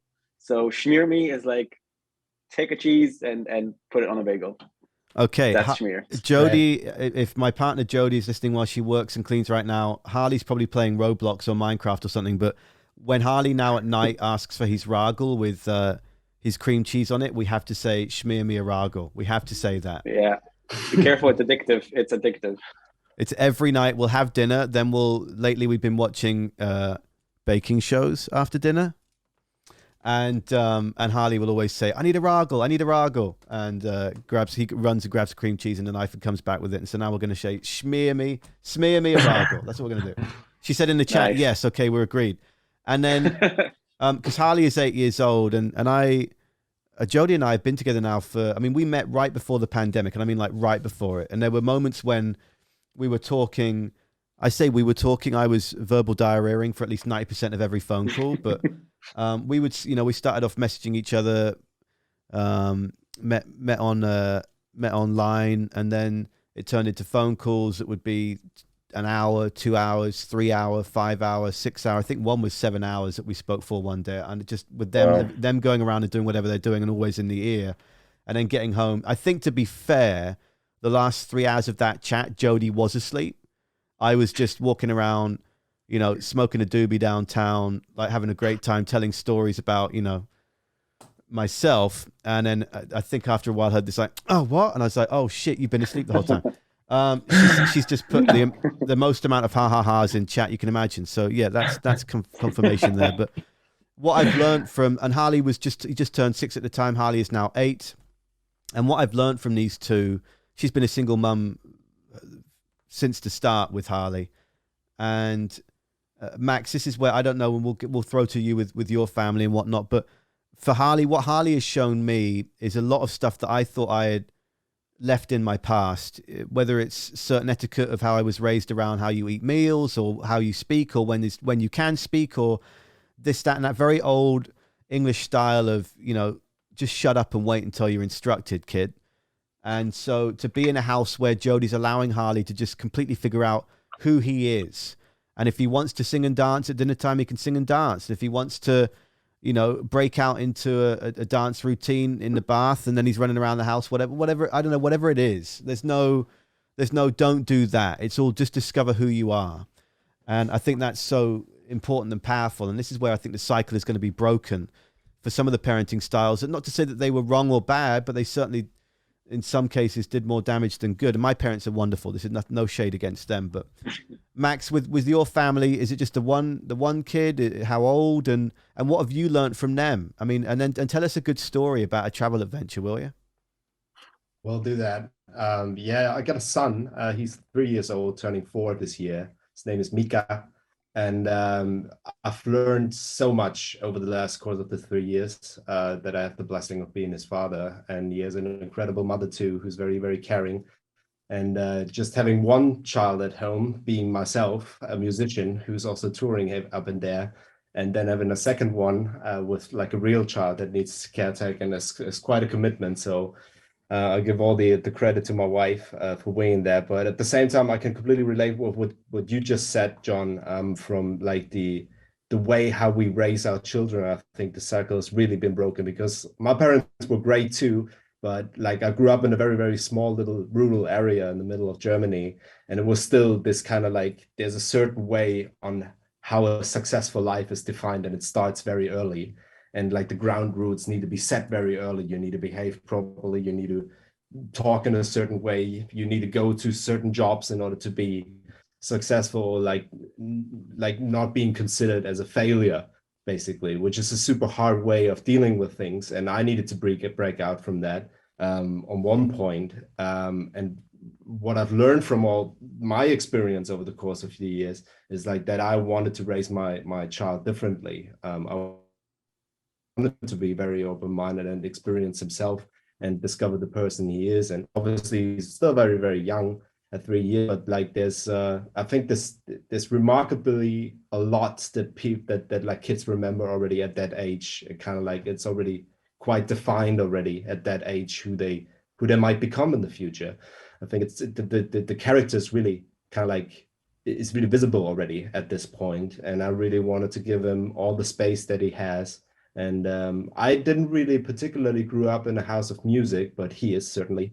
And I think there's definitely one of the greatest gifts I could give him, to really, you know, be open-minded to music and just discover whatever moves you, whatever emotion it might be.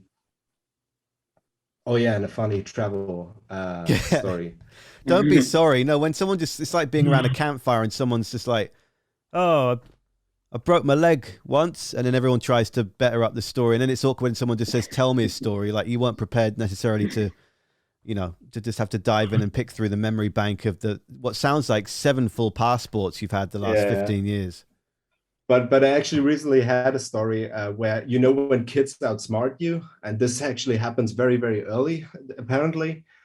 Because it was a very hot day. It was here in Hamburg, and we've been to my office, and we have a roof terrace over there, and it was a hose over there where they usually like water the flowers on the little terrace over there.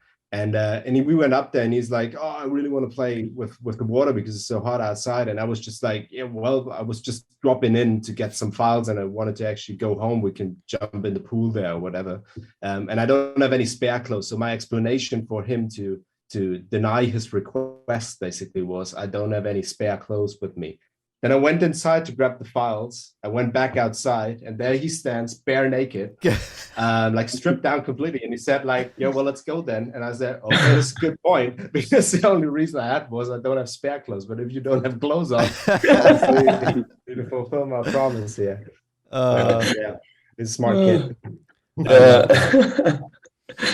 That's funny, man. So Tal, what brought you to, why particularly, Tal, did you choose Germany? Was there a connection there, or was it just a gut instinct that said, I want to try it? Actually, so I've been living in a few different countries in my life. I lived in Italy, and then I moved to England. And by the time I finished with England, I was ready to go back home to live in Tel Aviv.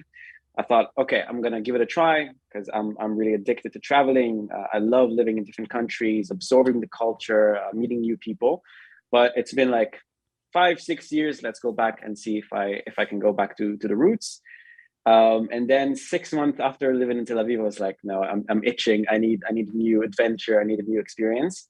And one of my best friends, she just moved to Hamburg actually, and she told me that super fun here.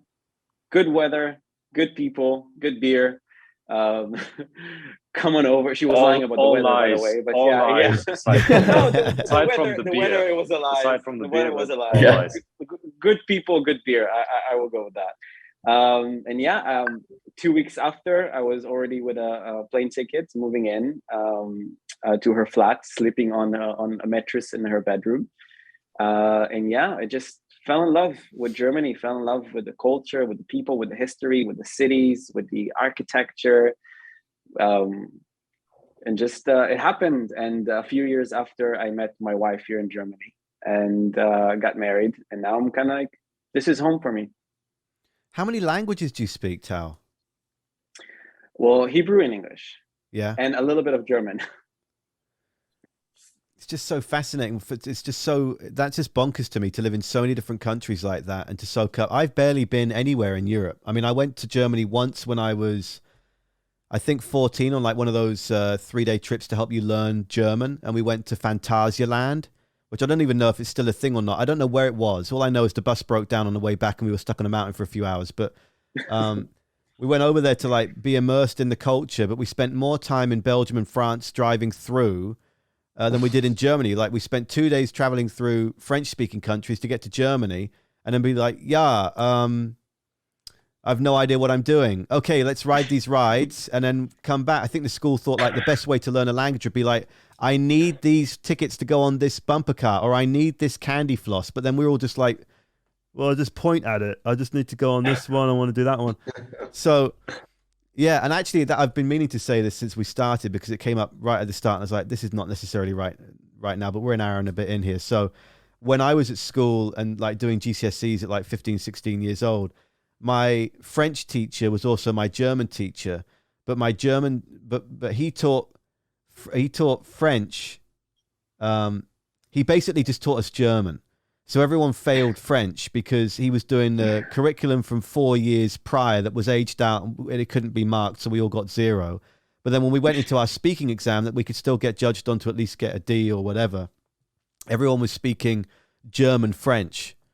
And so other than the real smart kids, everyone failed that year, which I think is just so hilarious because I love that. Mr. North was so good. And I admittedly was also so bad at French and German, but to get that as a note from OCR was quite a thing. Like this is okay, but it's more German than it is French. Anyway, that's a side note.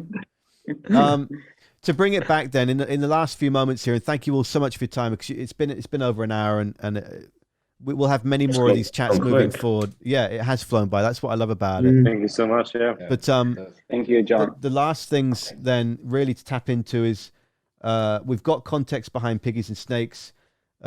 Chris, what's a bit about the wolf that you want to dive into? And then also people are saying in the chat, and it's not like I've not thought about it too, is it going to be a continuous theme? Is it a particular theme that we're going animal, animal, animal? We knew this was going to come up at some point. It was a complete accident, actually, having 3 tracks all named after animals. The next single is not an animal. Oh, it's called Aeroplane. That's a bummer. Exactly. Yeah, we spoke a little bit about Piggies earlier, but I think this is something that I'm trying to learn more as a lyricist, is being, I think, more direct and more, I don't know, being more honest and open and direct with the lyrics. Because I think Piggies was a good example where perhaps it was almost too metaphorical, perhaps, you know, because obviously Animal Farm by George Orwell is his commentary basically on communism and hierarchical structures and the ease of corruption within all of us, you know, how something starts off with good intentions and obviously greed and ego and all the rest of it get in the way. And I saw some correlations in societies that we live in, you know, obviously capitalism and is the most prominent kind of structure there is, really. And so I saw these kind of things and want to do a commentary on hierarchical structures, but using the book as an influence, but also a simple task of this person who wants to invite people into a party and how he criticizes and judges other people, and then is putting them in a certain hierarchical order, basically. But I felt though that it definitely lost on some of our German fans, I think, because it's just like it's too many layers deep, you know what I mean? But yeah, I think lyrically something that I'm working on is being a bit more direct with things, and that's hard as well, you know, when you're talking about something, if it's something very personal, for example, and just to say like, I'm a bit fucked up, you know, I'm not in a good place right now, you know, and just to say it like that, it's not easy. Sometimes it's easier to hide behind metaphors. But it's something as a writer and a lyricist, I'm certainly, and the guys have been actually the ones who've been very supportive. And we talked about it, you know, we talked about kind of having lyrics a bit more like that. Yeah, and it's been fun. But the Wolf, yeah, I mean, I'm actually really excited to get some of these songs out which are more political, because we actually have quite a few songs now which are very political, actually, and we haven't released anything really like that yet. Piggies, like I said, it was a bit more subtle, I think, in its lyrics. But yeah, I'm excited to get some different types of messages out there, you know. I didn't talk about the Wolf at all, did I? So apologies for that. Well, no, but again, I think that there's nothing to there's no wrong or right answer. I think it's testament again to the passion that you've got looking forward. And it can also be quite taxing, even though this is, I don't know how many interviews you've done as this project. It doesn't, but there's expectations with what you'll be asked or what you won't be asked. Like you were saying, oh, I thought this might come up with the 3 song choices of being named after animals, etc. But you're going to answer what you want to answer, and sometimes the magic of music is that you don't know. Like, as much as I try and deep dive into the context, like I was speaking to Mads from Spielberg's a few days ago, their lead singer and guitar player, and he said, you really fucking overthink everything, don't you? And I was like, well, that's, but I want to get into the thick of every bit of detail and context. But sometimes the magic is when the gatekeeper says, you don't get to know that one. You get to know the energy around it. You get to know where maybe Piggies went, or where Snakes went, or where these future songs went. But maybe that one's just for Chris. So you don't have to answer what you don't want to answer. You don't need to do anything you don't want to. And that's what's absolutely key with these conversations, because it's how really it's like, you know, one of the biggest things that I learned and why I stepped away from commercial radio, and I love commercial radio. I think it's very powerful. I think it's great community work it can do. I just got to a point where I moved to Canada because I didn't want to die. And I tried to die a few times. I had horrible things happen to me as a kid where strangers tried to change my life. And then I, you know, at 10 years old, and then I spent my teenage years trying to figure out who am I? And I said this in every pretty much chat when it gets to this point, if it gets to this point, that I went through all these different emotions and all these different styles of John. Am I emo? Am I punk? Am I metal? Am I hardcore? Am I post-hardcore? Am I whatever? What am I? And I moved here because I thought, well, I'm not quite getting where I'm going to be, where I'd like to be in radio in England.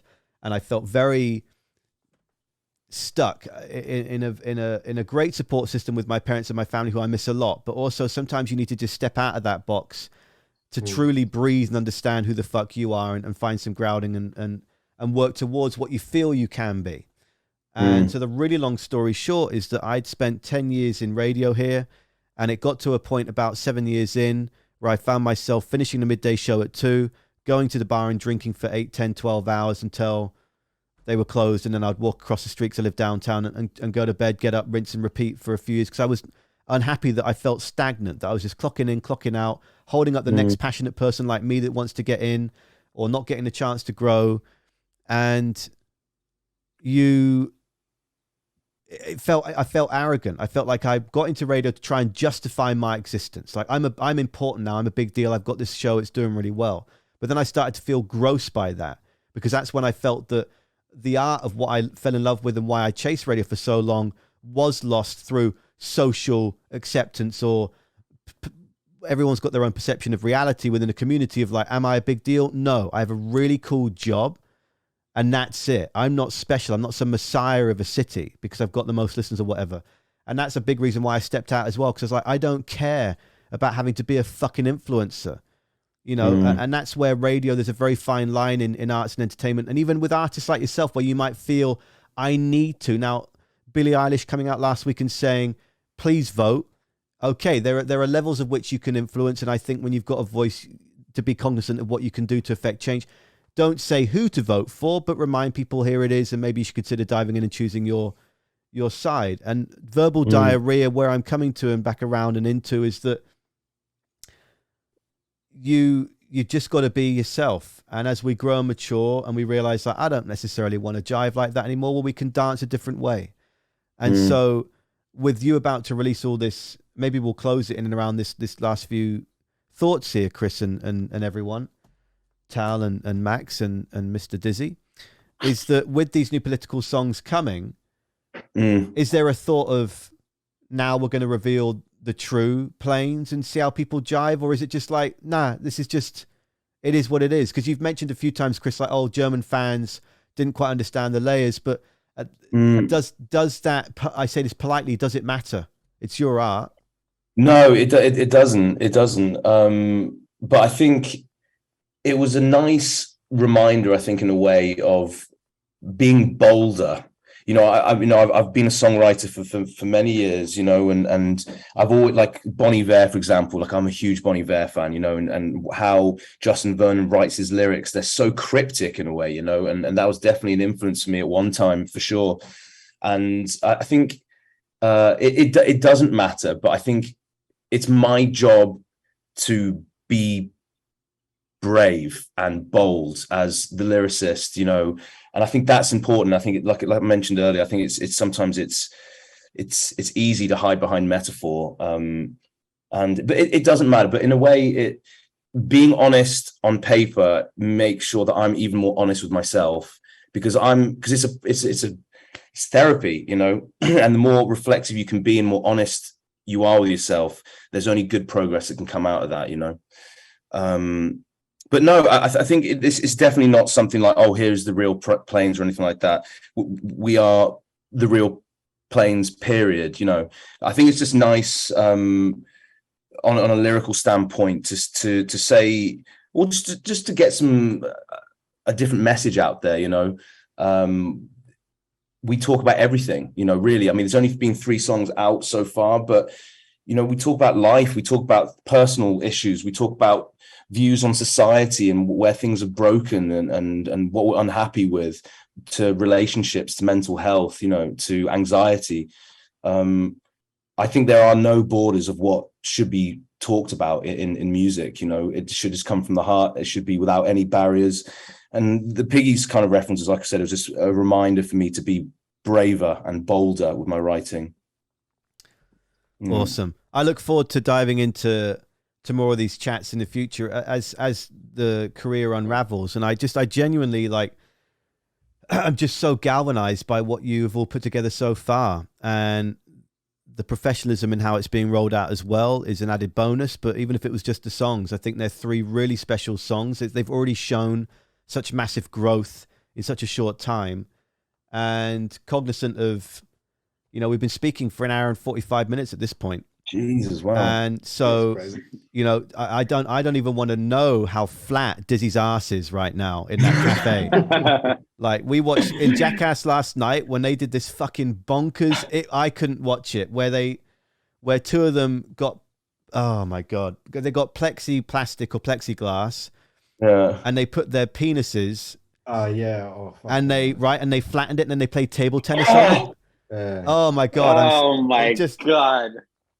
I'm sorry, Tal, and sorry, Chris, and sorry anyone that was shocked by that. Is it worth a watch, by the way? You've quickly changed from your initial reaction. I mean, now I really want to see it. Yeah.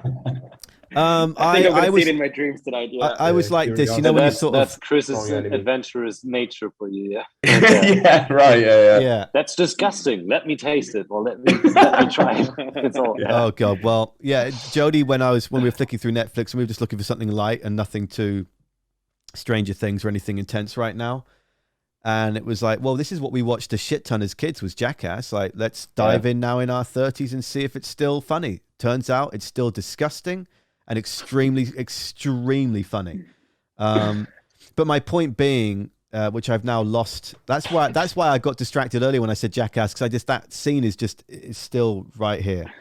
Burnt in your memory. Mate, I just want to say, like, I mean, obviously this is from all of us, but just a huge thank you, you know, to you and you know, massive props, you know, to you for what you're starting, you know, doing your own show. And honestly, mate, like, you know, it's been nearly 2 hours of talking in it, and it's felt like 15 minutes. So all credit to you, man. Really, thank you so much for talking to us. You know, really, we really appreciate it. Yeah, it's when Absolutely. That's very kind. When I start to hear bands and artists coughing and drinking more hot drinks, I usually call it, because I need you to still be able to sing to make great music and not have a dead throat for 3 weeks. But no, that Jackass thing came up because I thought Mr. Dizzy's bum would be as flat as that plexiglass. That's what my mind went to. But no, just such a delight. Let's wrap it there, guys. You got to go and get ready for bed and whatever. But... Well, mate, I tell you what we will do though. Like you know, I mentioned earlier that when so the next single comes out on the 3rd of August, which is a Wednesday, and your show is on a Wednesday, right?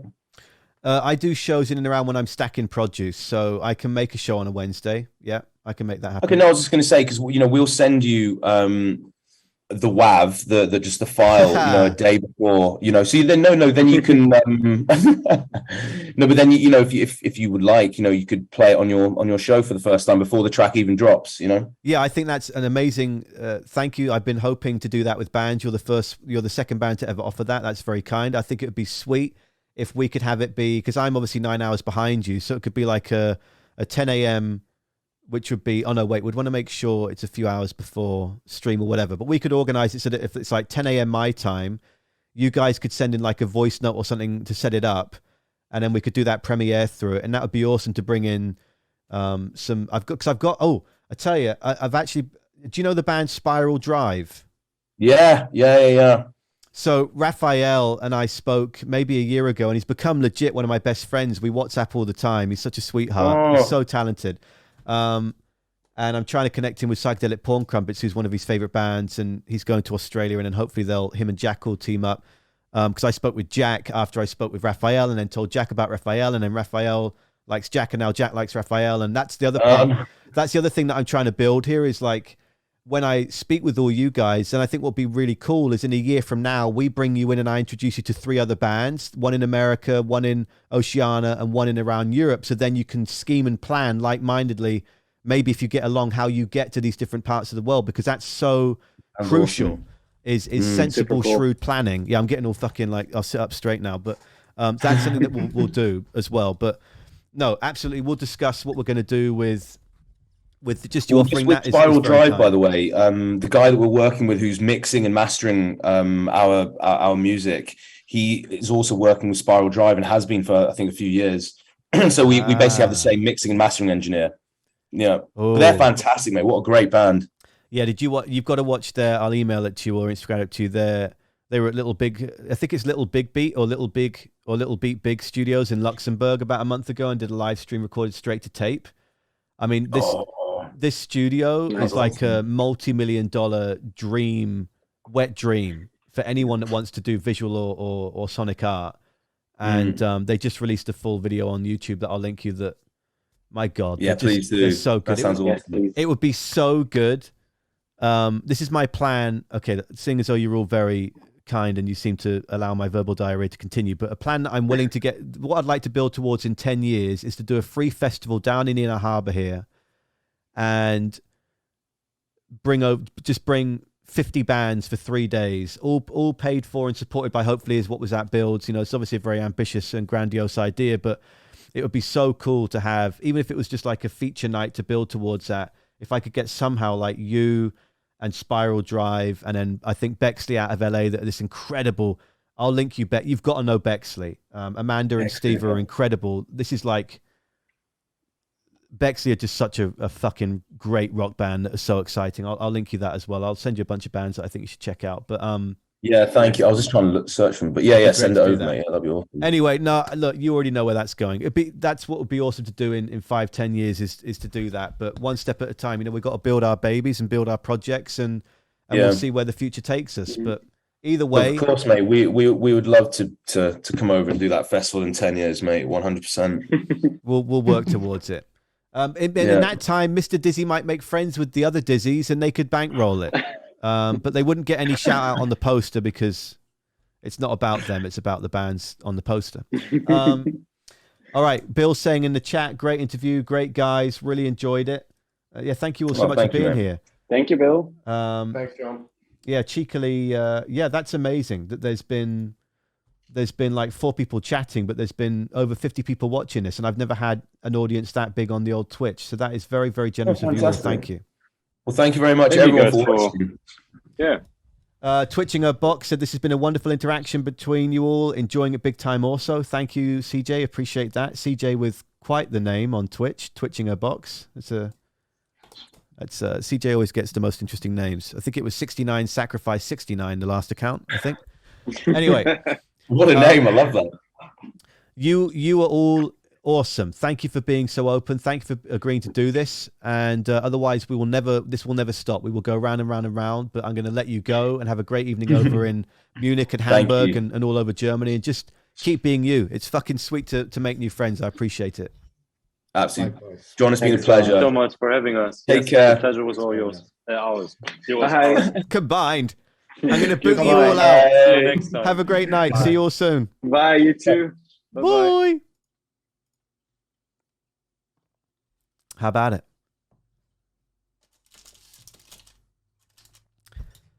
Yeah, just mega, mega thankful for their time, for your time.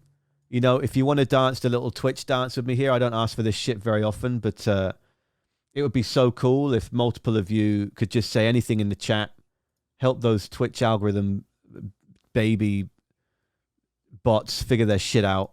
Even if it's just like an emoji, just share an emoji in the chat before we go.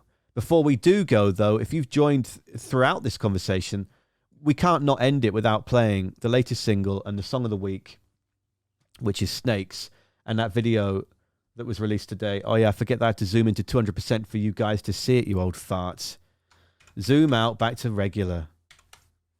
Okay. We'll dive into the music portal, into the song of the week portal, into Plains. I need to update this actually to get Piggies. Now that the music video is out, my internet, come on, load up. What do you mean you want to stream and also watch shit? Why am I talking about Piggies when the song is Snakes? Hang on, let's just go straight to it. Snakes. Plains. Snakes on Das Plains. Okay, let's Plains band. There we go. Snakes. Show me your emojis, you beautiful souls. Am I the devil or in his wake? 'Cause everything I love is burning down around me. Yeah, let's fill it with snakes. If you can get to your keyboard or your phone or however the fuck you're watching and interacting with this, let's see your snake emojis. That is what we will be. But you're everybody's buried, breaking down on the skin. Say please, lover.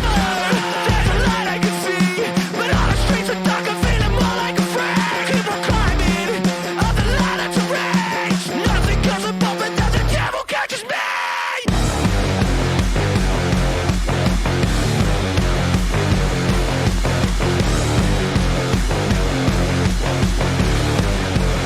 Snakes by a Plains, says Josiah. In the Patreon video for the Song of the Week video, I listened to this song whilst watching a scene from Snakes on the Plane for the first time. 2 minutes of that film is all you need.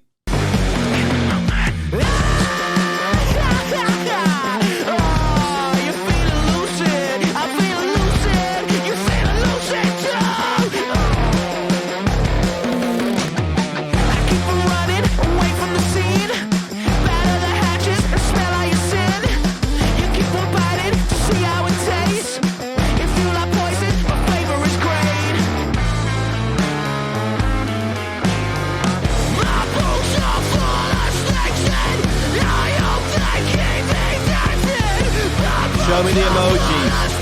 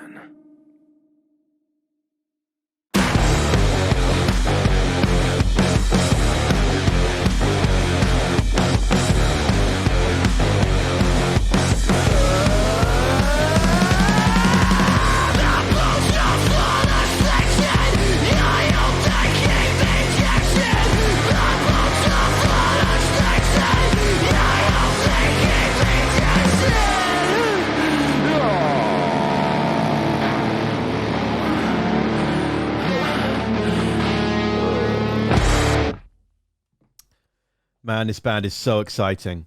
So exciting, so exciting. It is time for the stream to close.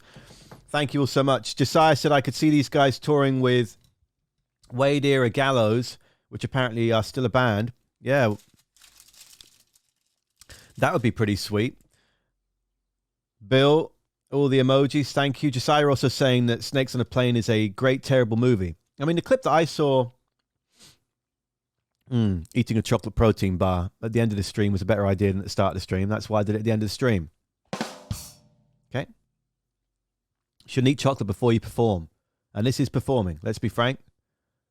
No pirouettes today, but there's still time. I didn't see any... Isn't Samuel L. Jackson in Snakes on a Plane? Right, because he was like, "I see all these snakes on this plane," or something. What was the line or the scene that we saw, which you can see on patreon.com/whatwasthatradio in the Song of the Week 39 post from last Wednesday about planes, where we deep dived them and the 3 songs. Obviously, we've deep dived even more sufficiently now and speaking to the actual human beings that made the fucking art and music in the first place. But watching a scene on a plane makes sense, and this is where. I guess the captain's like, "I'm flying the plane and everything's fine, but there's a storm, and now the storm's got really bad. Now the storm's really scary. We're getting a bit of whatever the fucking that makes John want to pass out because I can't stand flying in the back." And then he brings down his visor because every plane that's in the middle of a storm needs to bring down a sun visor, and a snake comes out of it. And he's like, "Oh, shit. Oh," like Mrs. Doubtfire with the pans. "Oh, my goodness. Oh, no. Oh, no." Like, just starts, like, freaking out and smacking everything. And then all these planes are just appearing. All these snakes on the plane. Who put these snakes on the fucking plane? And the next thing you know, he's got snakes up and underneath these very tight pilot shirt. Like, how did it gnaw a hole in the back? Did it find where sometimes those 3 buttons were loose and it could just... swivel its way in there? Like, how did these snakes get there? Meanwhile, it cuts to the back and all these people on the... And this is all happening in just 30 seconds, and I'm spending 4 minutes describing it. All these people in the back are like, "Oh, no. My masks have come down. We better grab that for the oxygen so we can survive." And the people are, like, grabbing at masks, but they're fucking barracudas or red poisonous and snakes, of which I don't understand because I'm not Steve Irwin, and rest in peace Steve Irwin. What a great snake educator, but I don't know what, like an adder or a grass snake, but more threatening. Those are 2 words that I know that are actually snakes. I don't know what any rattlesnake. I know 3.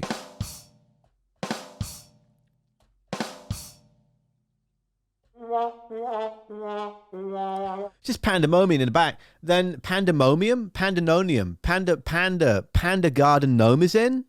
I don't know where that was going. I was trying to say a word that was very clever, but I couldn't quite get it. Panda garden is it. Pandemonium. Is that it? I think that's it. So then the stewardess comes in the front like, excuse me, Captain. But we can't hear any of this because we're listening to Plains and Snakes, right? I can't hear any of the screaming or the clear like 3G, whatever a 3G snake sounds like. It's like in Jurassic Park. You know, the raptors? The raptors, when they're like cooling and the kids are trying to hide in the kitchen. Glok, glok, glok. It's obviously not exactly like that. That's turtles having sex. So I don't know where they got the... Ow, I just touched the cactus. You fucking idiot. Why have I got a cat? Why did I put the cactus given to me by Zona in the past? Why is there a fucking cactus on the fucking desk where the tea usually is? This is Sunday. What is this?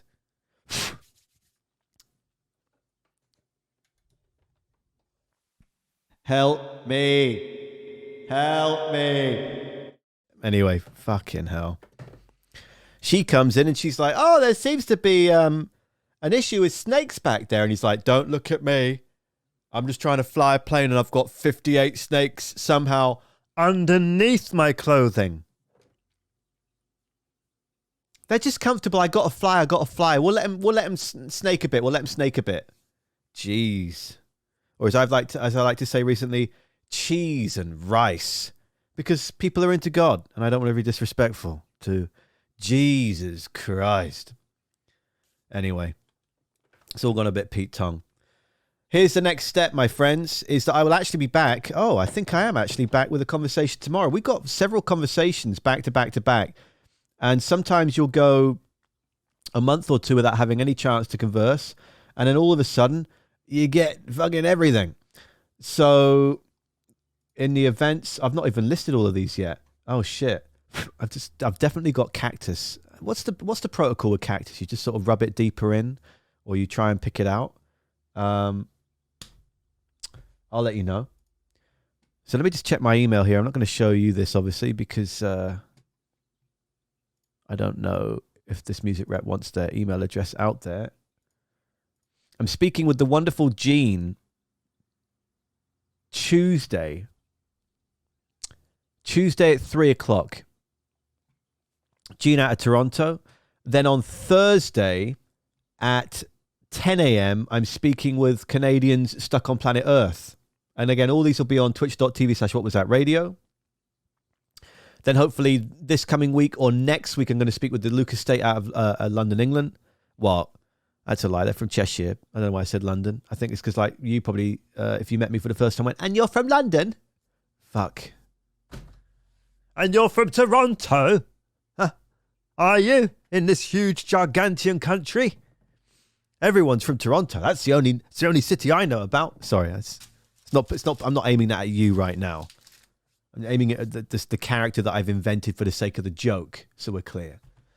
Anyway, loads of conversations coming your way in the next week, which is great. On Monday, which is tomorrow, the Spielberg's chat from a few days ago will be the podcast. There used to be a 15, the highest was a 20-week. Do you know Steve? Yeah, I know Steve, Josiah. Fuck. I know Trucker Steve right here, BC, born and raised. Polish is a mean grill, my friend. Oh, not Steve, London Steve. Oh my God, I'm so sorry. Right. No, I don't know that Steve. We had a bit, well, I do know him if I'm lying. We had a bit of a fallout over he's a peanut M&M guy. I can't fucking stand him.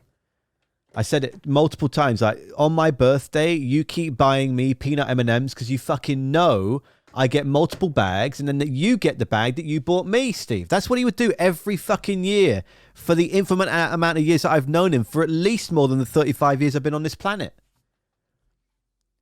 There is no quicker way to burst a friendship bubble than giving me, I know, just that Steve is a common man. Trucker Steve says almond M&Ms. Steve, now, Trucker Steve, you're a real Steve. And I don't want to lose our friendship. So I'm going to appreciate if you never type almond M&Ms in anything that I do ever again. That'd be most appreciated. So what is this? The fucking roast of you? And none of you have any chance to say anything back. It's amazing that you're all still here. It's great. It's fabulous. It's wonderful. But I am going to get going.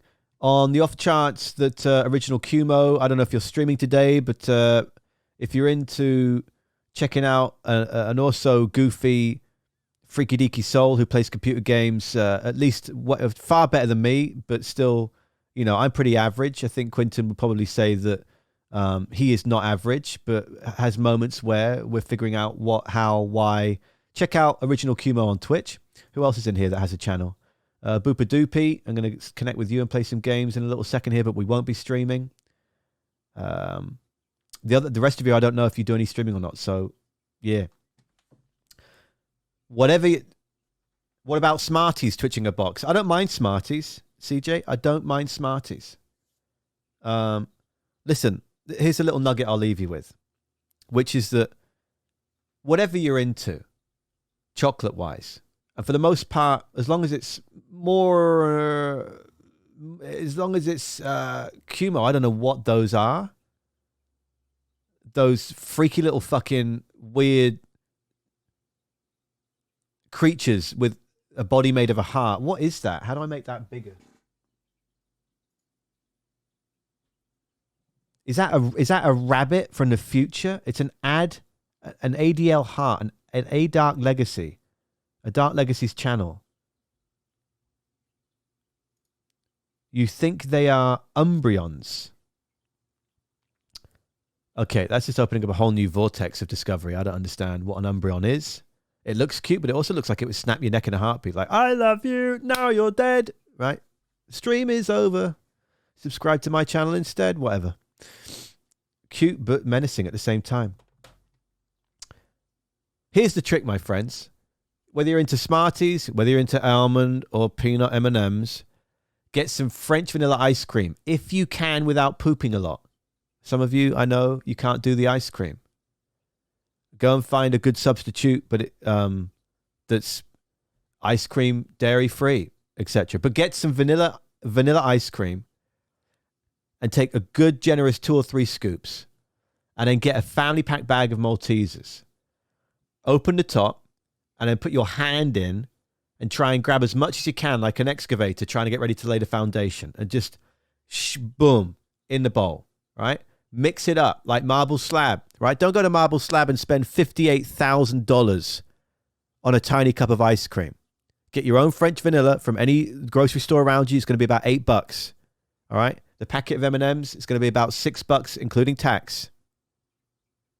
Fold that chocolate into the ice cream, French vanilla. Okay, you could get vanilla. Just trust me on this. French vanilla. Then take the rest of the bag of M&Ms and pour that anywhere. It doesn't matter. And then just eat it. You can try almonds. You can try peanut. You can try Smarties. And I guarantee if that's the one that does it for you with that French vanilla, it will only exemplify one's love. Showcase you a whole new way of appreciating food.